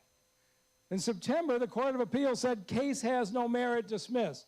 But in this town, people repeat things that are factually incorrect over and over and over in the face of clear rulings, clear decisions, and so I guess you're just going to keep repeating them. Go ahead. Sorry. Yes, who's next? Okay. Oh, yes, sir. We got your microphone. Oh, I'm sorry. I got 2 questions. You know, Okay. My address is Plymouth, 14421 Plymouth, for 40 years. I've been in business there for 40 years. They're right across the street from where they're doing that $15 million project, the old Chrysler building. Okay. But what I'm saying, that ain't what I'm saying. What I'm saying is the Bright, I think it's Blight, that's Yeah. Blight. Blight, yeah. That program. I think they're abusing people with those tickets. They just put a ticket on your place. They don't give you no warning, no nothing. Somebody can come through there overnight and throw some stuff on your property. Blight come along, you see it, write you a ticket, and you will even know you got the ticket. So it's an interesting problem that we've got, because in general, people are responsible for their own property, but there's times stuff is illegally dumped in a way that you had nothing to do with. And Dave Bell, why don't you talk about how we handle those cases?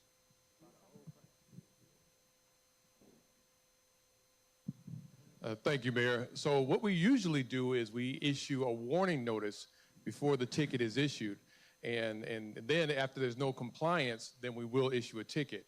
But I will sit down with you right now and get the details, and we'll dig into this a little bit further.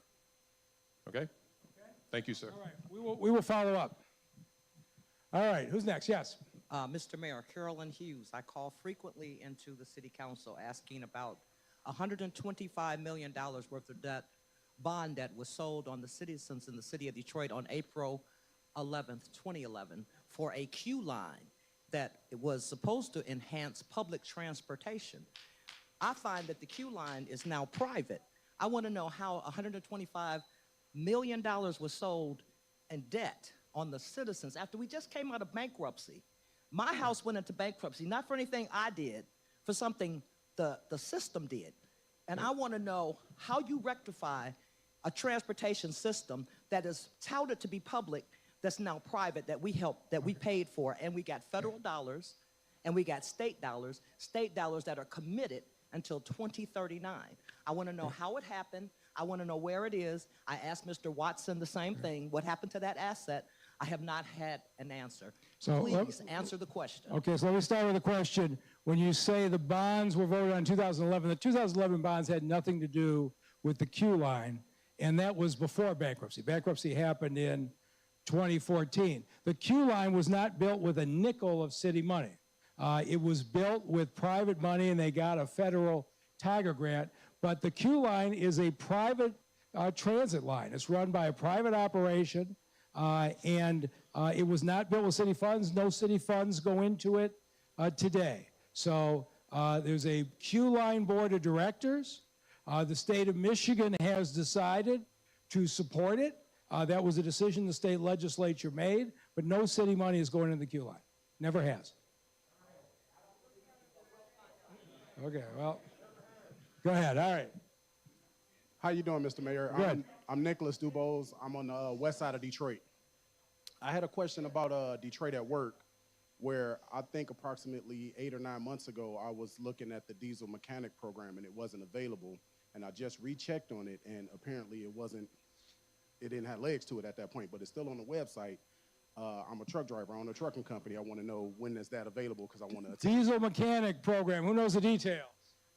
You are beyond my expertise, so go ahead. Go ahead. Thanks. I'm sorry, sir. You're saying you want to get into the diesel? I want to get into it, and it hadn't been available. I did have a question for the Blight guy, too. I wanted to talk to him personally, but the diesel mechanic program, it just hasn't been available, and I've been kind of following it. Yes. I want to get involved, but, it's not ready for me yet. So. Yeah, so we should talk to you after, but Terry Weems, who runs the operations of DESC, says that it is up and available, so we should connect, and it just went up, so we should connect after. Was your second question Detroit at Work? Yeah, it was just for the Blight. I wanted to talk to the Blight guy if I could. Go ahead, I'm still here. Yeah, no, that was it. Okay. All right, do we solve it? Is the diesel mechanic training program open or not? The diesel mechanic training program is open. Gotcha. All right, I learned something every day. Go ahead. Good evening, Mr. Mayor. My name is Deborah Pickett. I'd like to acknowledge the good things you're doing for the citizens of Detroit. My question is, I'm a 32-year retiree from the city of Detroit, and I know during the bankruptcy, they took all our benefits and everything. Since the city has all this money, why haven't you considered giving the retirees some of that money in the cost of living allowance? So let's talk about what we have done, which is when we left bankruptcy, there was a shortage in the pension fund of more than $300 million on the projections. With the support of Detroit City Council, we have, over the last 8 years, over and above what we're required to do, put aside another $330 million into the retirees' pension, so nobody ever has to go through what you went through in 2014 and have it reduced again. The court order from the bankruptcy judge prohibits the city from doing anything to modify the pension program until the end of 2024. So if city council wanted or we want to do something right now, we can't legally do it. Making changes to the pension program is something we've already started talking to the unions about, but it would happen in 2025 at the earliest. Go ahead. Good evening. Mr. Columbus, Brightmore. In conjunction with the JumpStart program, it's a wonderful idea and it's woke completely. There is, although, something in conjunction with all the children and teens that attended certain schools that is a stipend to prohibit them from meeting certain prerequisites that are placed in the JumpStart program. For instance, when a child walked the halls of a Redford High School, they were issued a ticket, and that ticket precluded them from applying for a driver's license. And now that so many civil infractions and misdemeanors are no longer considered hazardous, jail time worthy for personal bonds being issued, can JumpStart align themselves to incorporate past due discretions such as children? Yeah, so Clean Slate can do that. So Carrie, is Carrie still here? Carrie's still here. So, but it's an interesting question. So we went to Lansing 2 years ago because it was an odd thing. If you committed a felony 5 years or more ago, you could get it expunged. You couldn't get a number of the traffic and license-related things expunged, no matter what. It made no sense. We got Republicans and Democrats both 2 years ago to change the law. So all those old traffic things could be cleared out, and Carrie Jones is coming your way. There she is. If you have a friend who's got that situation, she'll help your friend get it expunged. All right? Go ahead. Mr. Mayor, I'm back again. I didn't finish my 1 minute. My other question was, I participated in your at work program. I took up the truck driver class, got my CDLA, but the city would not hire me because I'm getting a pension from the city. I don't think that's fair. You know, we can't support on the income we're getting, but they won't hire me because I'm getting a pension. So this is an interesting issue because we've had a policy that if you're a retiree, you can't draw a city paycheck, and I don't agree with that. Have we solved this? Go ahead. Let's see if we got a solution to this. Here, go ahead. Thank you, Mayor. Yes, we do have a solution for that. We would hire you as what we consider a temporary administrative assistant, and then we would be able to hire you. So I will come up and get your number. Yes, and you'll still collect your pension. Okay, hang on. So you're saying we can hire this employee as a truck driver and she can still collect her pension through the task program. So we have a program now, we got it fixed, and so Denise Starr, our HR director, will get you signed up. All right. But you're right. It made no sense, and nobody's going to unretire to come back, so we had to get that fixed. Yes? Hi, hello. My name's Chelsea Salame. I represent Grandmont Rosedale Development Corp., as well as the Grand River Business Association. My question for you, Mayor Duggan, is last year the Strategic Neighborhood Fund completed the Grand River Streetscape. In result of the streetscape, there were some defective safety measures, and the independent roadway safety audit was conducted through the Michigan Department of Transportation and the City Planning Department. My question is, what were the resolutions that came out of that safety audit, and what does the city plan to do to address those failures? So Councilman James Tate and I just had a long conversation about this the other day. Of course, this was an MDOT project, but we were actively participating as planners, and the councilman and I are going to sit down with both MDOT and the planning director and deal with the safety issues, but also I don't feel like we made as much progress on the beautification side on Grand River that we did on Livernois and that we did on Kercheval and we did on a lot of others. So Councilman Tate and I are going to be out, and we are going to deal both with the safety issues and with the beautification issues. Okay? Yes? Yeah. I just want to make an announcement. Tomorrow night, on Tuesday, 6 to 8:30, the Downtown Development Authority and Illich asked for some more tax breaks. That's going to be at Cass Tech Auditorium, 6 to 8, tomorrow night.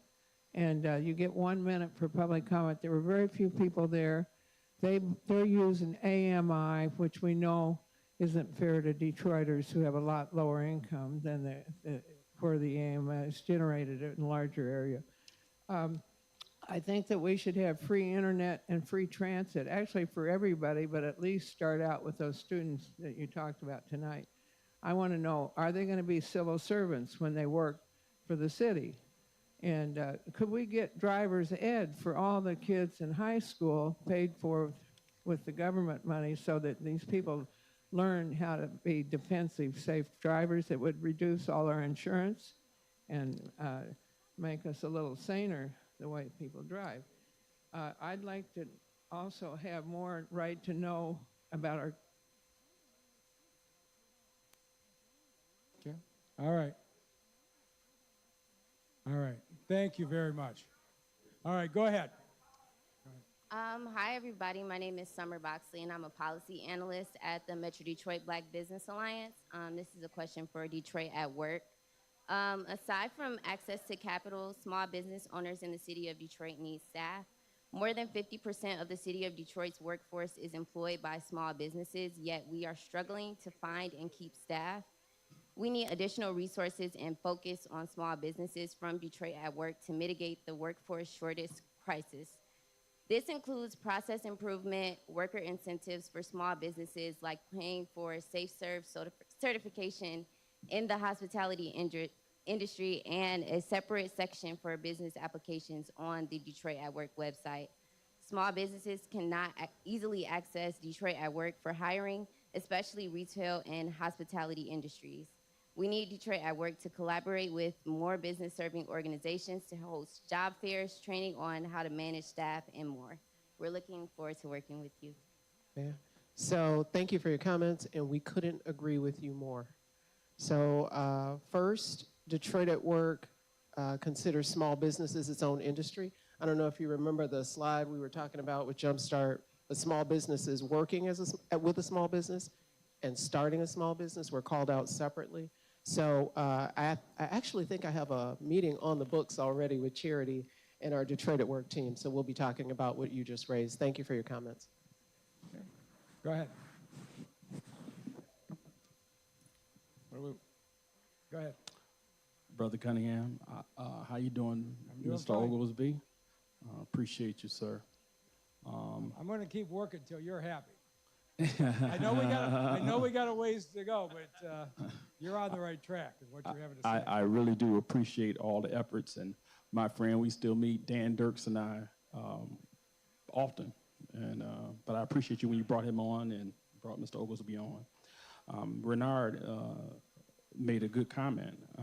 I had heard that in Member Callaway's district, I don't know if the schools and DDOT are, if they're working together or potentially happening, or I heard a rumor of that, but that would be a great thing if the high schools and the Volkswagen centers will recruit, because the bus system is bad after 6 p.m. and on the weekends especially. I'm a cab driver. I go around, I give out bus tickets and hand warmers to folks waiting at the stops, and people donate them to me. But the bus system really needs to get better, and I agree with Renard's statements today. And thank you, Mr. Mayor. I'm going to stay with it until you're happy, but you keep doing what you're doing, and I'm going to get that service better. Yes. Mr. Mayor, my name is Jim Dwight, a 46-year resident of Detroit and a member of the Detroit Right to Counsel Coalition. From January 3rd to January 20th of this year, there were 287 writ of evictions filed at 36th District Court. That is 746 people, including children, who received an eviction notice in the first 3 weeks of this year. The Detroit Stout report stated that tens of thousands of Detroiters could receive housing justice with a fully funded right to counsel ordinance. One item from the Stout report highlighted the cost savings of $11.2 million in state and local funding for the Detroit Public Schools Community District. Mr. Mayor, it's okay, tear down some dilapidated structures, that's fine. But at the same time, strengthen our beautiful community by keeping people in their homes and fully fund the right to counsel ordinance. Thank you. So I support right to counsel. I've supported Council Member Mary Sheffield, who has championed this for a long time. When COVID hit, remember all the talk? There's going to be an eviction crisis. Everybody's going to be out. It didn't happen. We partnered with the federal government and provided legal services for 23,000 families facing eviction, got them federal assistance that paid the back rent, got their cases dismissed by putting an attorney in every single courtroom to do that. That federal program is winding down now. It's at the very end. And so what Council President Sheffield came and said is, look, when the federal program's gone, it's been great that you knew if you showed up in court there'd be a lawyer there for you. What are we going to do from there? And I'm really appreciative of the Gilbert Foundation for their contribution. And the Council President and I are in agreement that right to counsel has to continue. We're going to see how much the demand is this year, is before we get to July 1st. And last week, Council President and I had our first conversation about next year's budget. And I can tell you the very first subject she brought up was we've got to figure out the right level on right to counsel. I support it, and we're going to end up with a good solution. Yes. Hey, how you doing, Mayor? Good. My name is Ronaldo Bowles. I'm from East One Connections. You came out and supported us. I want to thank the whole staff, Mary, Liggins, and Perkins, everybody. My thing, I'm trying to get some green eyes over in that neighborhood. You've seen how bad it is in that area. The house is not, going down. There's no rebuilding between Shoemaker, Garland, St. Clair, Harding. That's the area I grew up. I probably helped destroy too at one time. And so I've been working tirelessly, East One Connection and staff been working tirelessly to clean the neighborhood up. I just need some green eyes. I need some partnerships. I need somebody that's sincere, that care about that. Chrysler already took St. Jean and Warren. It's a lot of things over there. If y'all go look over there on Shoemaker and you look on from Mac all the way up, even from Mac and Bewick up, it's some building, but not that much. So I just need some green eyes to come in partnership with East One Connections over in that area. I'm on St. Clair 5701, St. Clair. My name is Renato Bowes. Thank you for everything you do. You came out and supported. You came in the east side, you know, and you already know that's a rough neighborhood, but you was there. You know what I'm saying? So I appreciate y'all. Mary, I love y'all, the whole staff. Anybody I forgot, charge to my head, not my heart. Detroit, we need to love each other. We didn't come here to argue. We came here to jumpstart. Jumpstart is what it's all about. That jumpstart is going to help a lot of people that get out of prison. I served 25 years in prison. The jumpstart going to help a lot of people that's out there right now, don't have a GED, looking for a job. I work full-time, Detroit Recovery Project, helping these men, and they are broken. They giving up, and they out there killing and robbing. They need hope. They need another chance. They need jumpstart. Thank you. Go ahead. Go ahead. Oh, good evening, Mayor. I just wanted to start with saying that there's been a 5G tower placed in my neighborhood. Since then, I've been experiencing multiple complications within my body, aches in my abdominal area, chest area, tinnitus. It was billed just like out of the blue. I have written to the zone member where my property is located, no response. There's also equipment directly in my backyard. From AT&T. I want to know why when I look across the street and I don't live from Grosse Pointe, I don't see any of this equipment. To me, it's unfair the way they just come and do things in our city. They don't give notification to the residents. They don't care. When confronted up to them with them directly, they don't respond. Really quick, 14 seconds, I just want to say that there's a tropical rainforest in my backyard. I love animals, but can they come cut some of that rubbish down because I don't want to see them. I literally saw an owl in my yard. I saw pheasants, I've seen things, and I keep my yard pretty clean. I brought equipment to take care of my property, and that's my time. I have more to say. Hang on one second. I want to address both things. First, the state legislature passed a law that they can put the 5G under any existing poles. Grosse Pointe is just as mad as Detroit. They're going into any city. They're putting them where they want. And so I'm not diminishing your experiences, but at least there hasn't been evidence of a health risk yet. But I was one of the mayors that lobbied against the bill that allowed to come in and use our light poles, our poles, to put the 5G up and pay us next to nothing. So I'm not happy about it either. But talk to me about your street and the growth. What would you like us to do? So as a woman, I have been in my yard and I bought a couple of properties surrounding me just so I could maintain them. I literally fought with squatters next door. What street are you on? Out, can I say that? No, it's all right. Never mind. Okay. What area? What general intersection? I'm on the east side, and I'm new to Detroit, per se. You know, I moved here, and I like it because I am a contributor. So on my own, I cut my yards by myself. On my own, I've did what I can for debris. But when it regrows, as a woman, my body gets tired of constantly rehabilitating. I invested money in a property next door only to have squatters who were doing things with young girls come back and burn it down after the police department finally got them out of there after 2 years. I was treated like a nuisance for reporting seeing young girls, minors under the age of 16 in this property. I literally fought with men by myself and literally stood toe to toe and was treated like, you know, a nuisance. But all that. Well, what can I do today? Are you saying that I can't do anything about trees or brush that are on your property? Is it on your property or is it other property?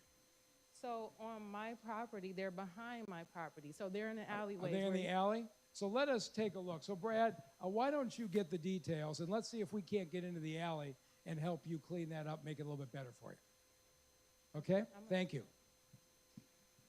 Okay. Hello, Mayor Duggan. Good evening. My name is Jacqueline Sprouse. I first came upon your campaign when you first started running. So I moved out the city doing Kilpatrick election because the city was horrible. And I moved to the suburbs. I have stayed in the suburbs for 15 years. But 2 years ago, I moved back to the city of Detroit. All right. Because I wanted to help, and plus I wanted to grow the community that I am residing in.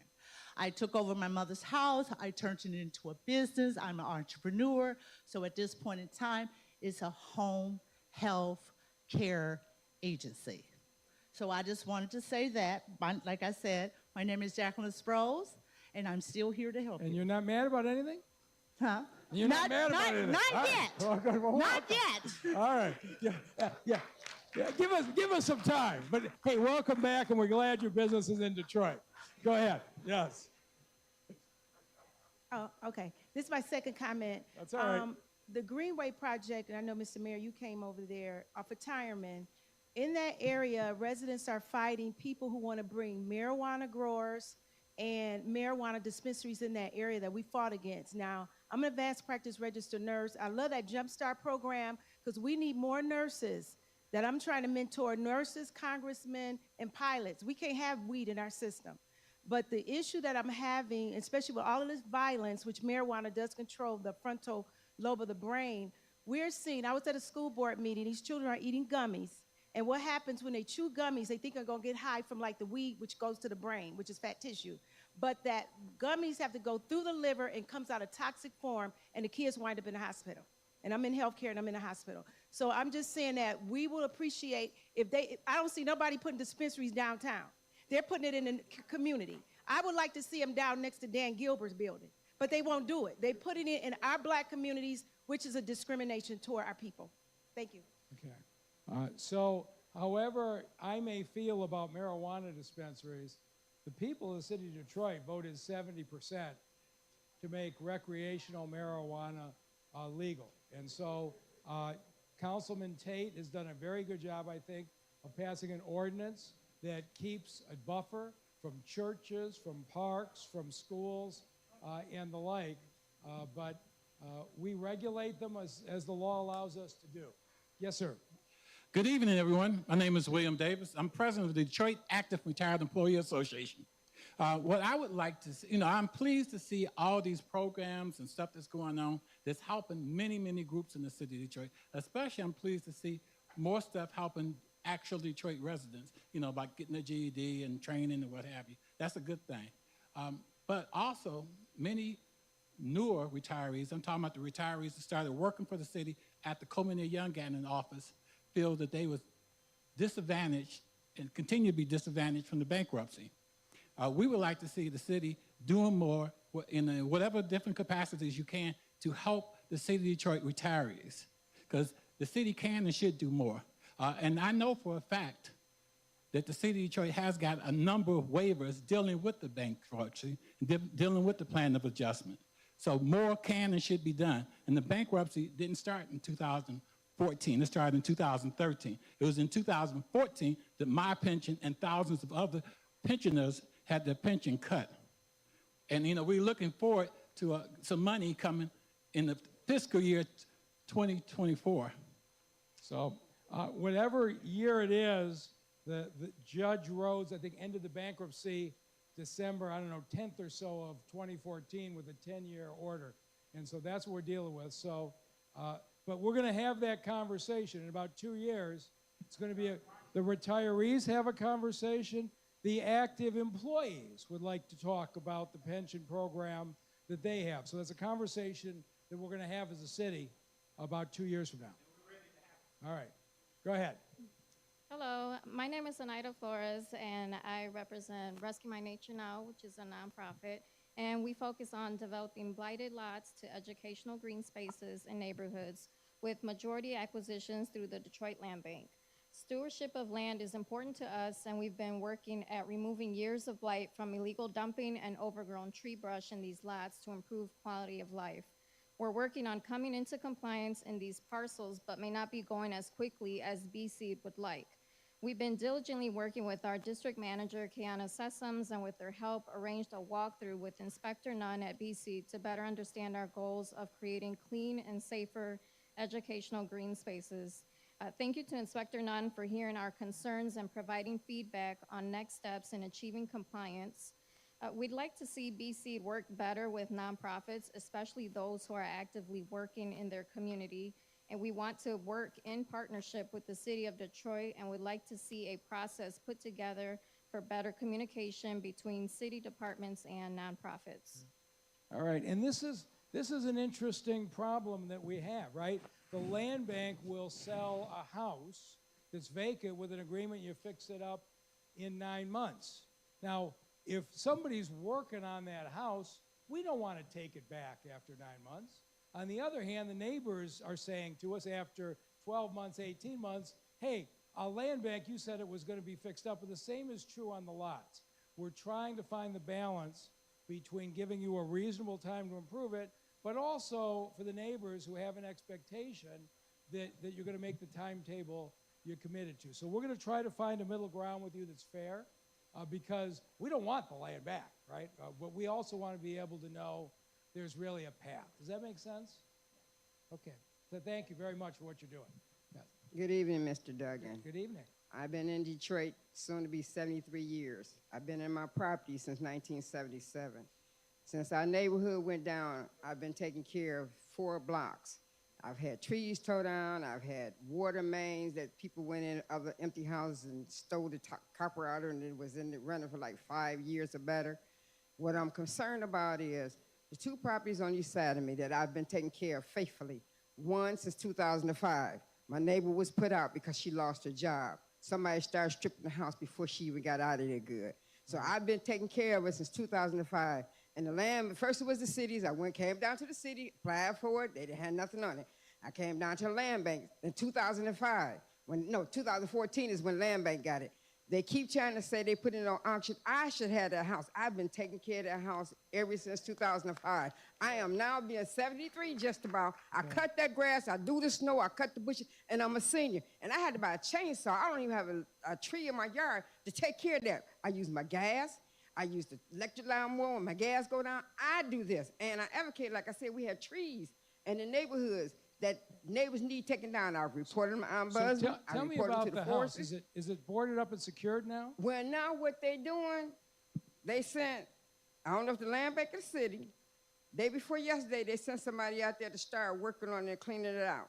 Okay. And yes, I was pissed because I've been doing it since 2005. So haven't been paid a penny. Okay. And then, seems like every time I make a comment at city council, like I talked to Councilwoman President Mary Sheffield, and I was talking about lots and stuff that I have been stewarding for over 30 years, and she said she's gonna see that I get that lot. So I paid, but then they claimed they didn't get the money. I used my charge card again. They claimed to get the money. It's right across the street from me. I've been doing it. My mother used to live in a house before it was torn down next door from it. A guy moved in there about 2, maybe 3 years ago. He put a fence around it. It's not his property. I've been taking care of it, and I've been applying for that lot. I have paperwork. I got to find it all. I have my paperwork to back me up, Mayor Duggan. It's just that I've been doing a whole lot. And like I said, for neighbors, that the trees is going over their fences. If it fall on their house, they're going to sue the city. Okay, It's you've too convinced big. me. Yeah, you've convinced me. So Ray Solomon, I don't know what we've got to do. We've sold 25,000 lots to neighbors, so a lot of people have figured it out. But the bigger problem is when somebody says, I want the house next to me, because most people don't have the resources to renovate the house next to them. But Ray, would you follow up? And if I need to intervene, I will. Where's Hassan? Hassan's here. Hassan, will you stand up? Hassan will be your lawyer. And let's see if we can't work it out for this longtime resident to acquire the house next door without a lot of bureaucracy. All right? Okay, let's see what we can do. Go ahead. Who's next? Good evening, Mayor Duggan. My name is Thurman Lagon Jr., President of Rescue My Nature Now, residents of Derby Street, District 3. We've been working really close with Kayana to clean up that area. And you've done fabulous. Well, we're not done yet. We're just getting started. You still got the beehives over there? I still got them. Okay, I'm not crazy about visiting them, but go ahead. All right, go ahead. So we'd like to see an improvement along the John R. and State Fair corridor. And this improvement would go from 8 mile to 6 mile along John R. and State Fair from Woodward to roughly DeQuinder. And I took the liberty of identifying some lots in those areas that are city-owned as well as land bank-owned. Had a meeting with the land bank this morning. We just need to go ahead. We've partnered with American Forest to tree those areas. We're ready for engagement to see what it is the community would like to see in those areas. What you've done is tremendous. You've taken the teenagers from that neighborhood. You've got them growing. You've got them as young entrepreneurs. Whatever you want, I'm on your side. So, Ray, would you make sure that we work out? But I tell you, that kind of John R. Area it didn't have a whole lot of people looking out for it. You've worked wonders over there, and we're going to support you. I appreciate it, Mayor Duggan. Right. And kudos to GSD, BC, our friends Brad and Zach, the alley cleanup crew, those guys have been tremendous. GDYT performed great. They cleaned up that area last year, so kudos to what you're doing, sir. And you keep showing up and asking us to do more, because you're right. You can count on that. Okay, go ahead. Good evening, Mayor. My name is Carol Jenkins, and I'm with the Foyer Street Block Club between Eaton and Chalfont. I have two issues. My first issue is with the area of Grand River and Greenfield, where the old Montgomery Wards and Federals used to be. Right, I remember. And I'm just wondering when they're going to start doing some improvements in that particular area. At the beginning of the planning, it was supposed to extend to that area.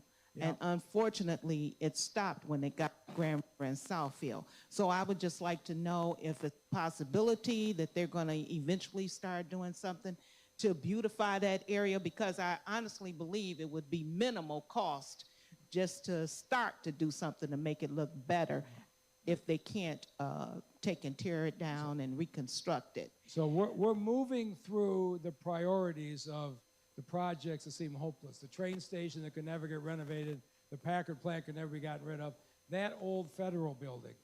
The entire neighborhood is dependent on us solving the problem. There's got to be a way to reuse that building or part of that building, but it is now risen. Now we got the Packard plant under control, and Montgomery Ward Federals is the next one on the list. All right? I want to add one thing. Go ahead. And this is a compliment. I am going currently, and this is for all the seniors in the room, they have a computer class at Kroll Recreation Center on Mondays and Thursdays. Okay. It is a fabulous program. Really? We started from 0. We're up to 30 members now.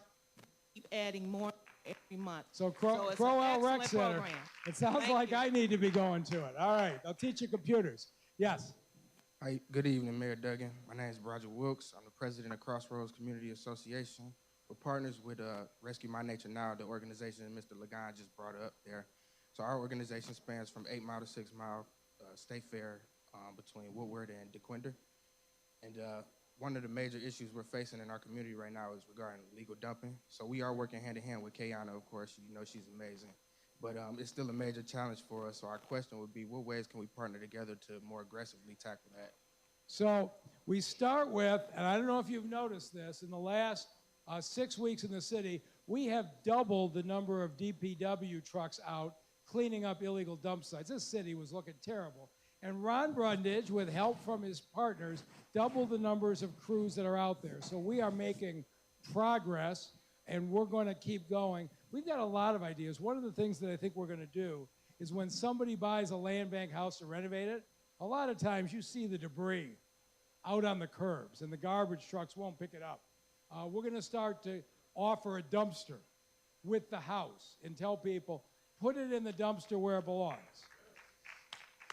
And as long as nobody tells a secret, I'll tell you the other thing I want to do. I want bulk pickup every week back in the city. And we're gonna go do that. But in the meantime, Ron knows where you live. And Ron, maybe we could have the crews in that John R. 75 area sweep through more frequently. Let's make sure we get it out of there. There aren't a lot of houses in many of those stretches. It's prime dumping ground, and we'll get through more often. Go ahead. The GDYT has been extremely helpful in combating a lot of that dumping activity and the beautification efforts and everything. Our question would be, is there a possibility to extend it year-round? Right now, the kids are in school in the summer, so, in the winter. So right now it's a summer program. But let's see what else we can do. But I appreciate you taking the students who are working in the summer. Yes? Mr. Mayor, how you? Good, how are you? I got two questions to answer for you. I wanted to know. And to the lady that did the JumpStart, I would like to say that's a good program, but at the same time, I would like to say that what about the entrepreneurs?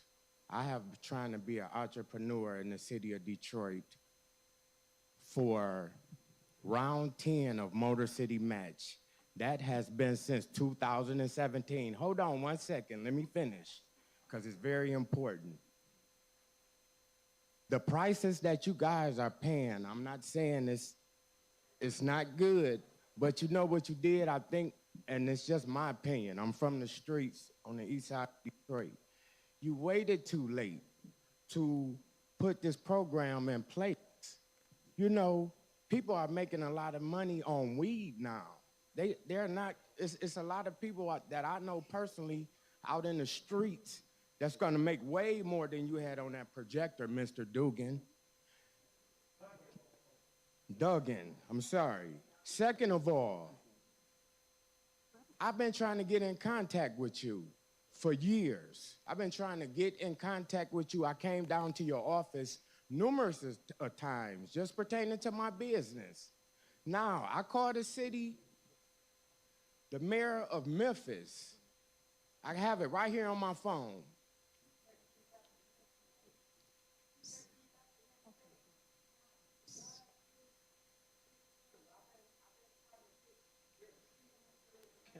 You want to take the first one?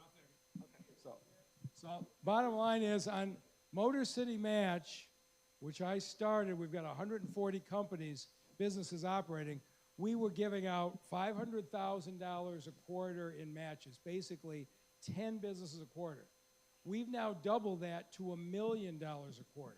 That's 20 businesses a quarter. But it's hard. There are 300 people apply to be those 10 or 20. I won't tell you it's not hard to win, but the people who are succeeding will help you write a business plan, will help you pick a location, but you're going to have to go through the process. We've doubled the funding. Okay, I can't promise you're going to win. What I can promise you is the opportunity to compete, and we'll give you some help in the next round in the application. Is that everybody? We got anybody else? Okay, we're not. Okay, everybody's been through one, so let's go. I want everybody to get one time. Go ahead. Good evening. My name is Amina Steger, and I'm here as president of the Schoolcraft Improvement Association. We're with District 1. I'm here just to get some assistance with our trees. We have some very large trees that are really leaning at a 90-degree angle going down Davison from Southfield to Greenfield. Just trying to figure out who we can work with for assistance on that. Brad is your tree person. He's going to talk to you right now. Thank you. And he will follow up on the trees. All right. Well, thank you all very much for being here. 9 o'clock tomorrow morning, we're open.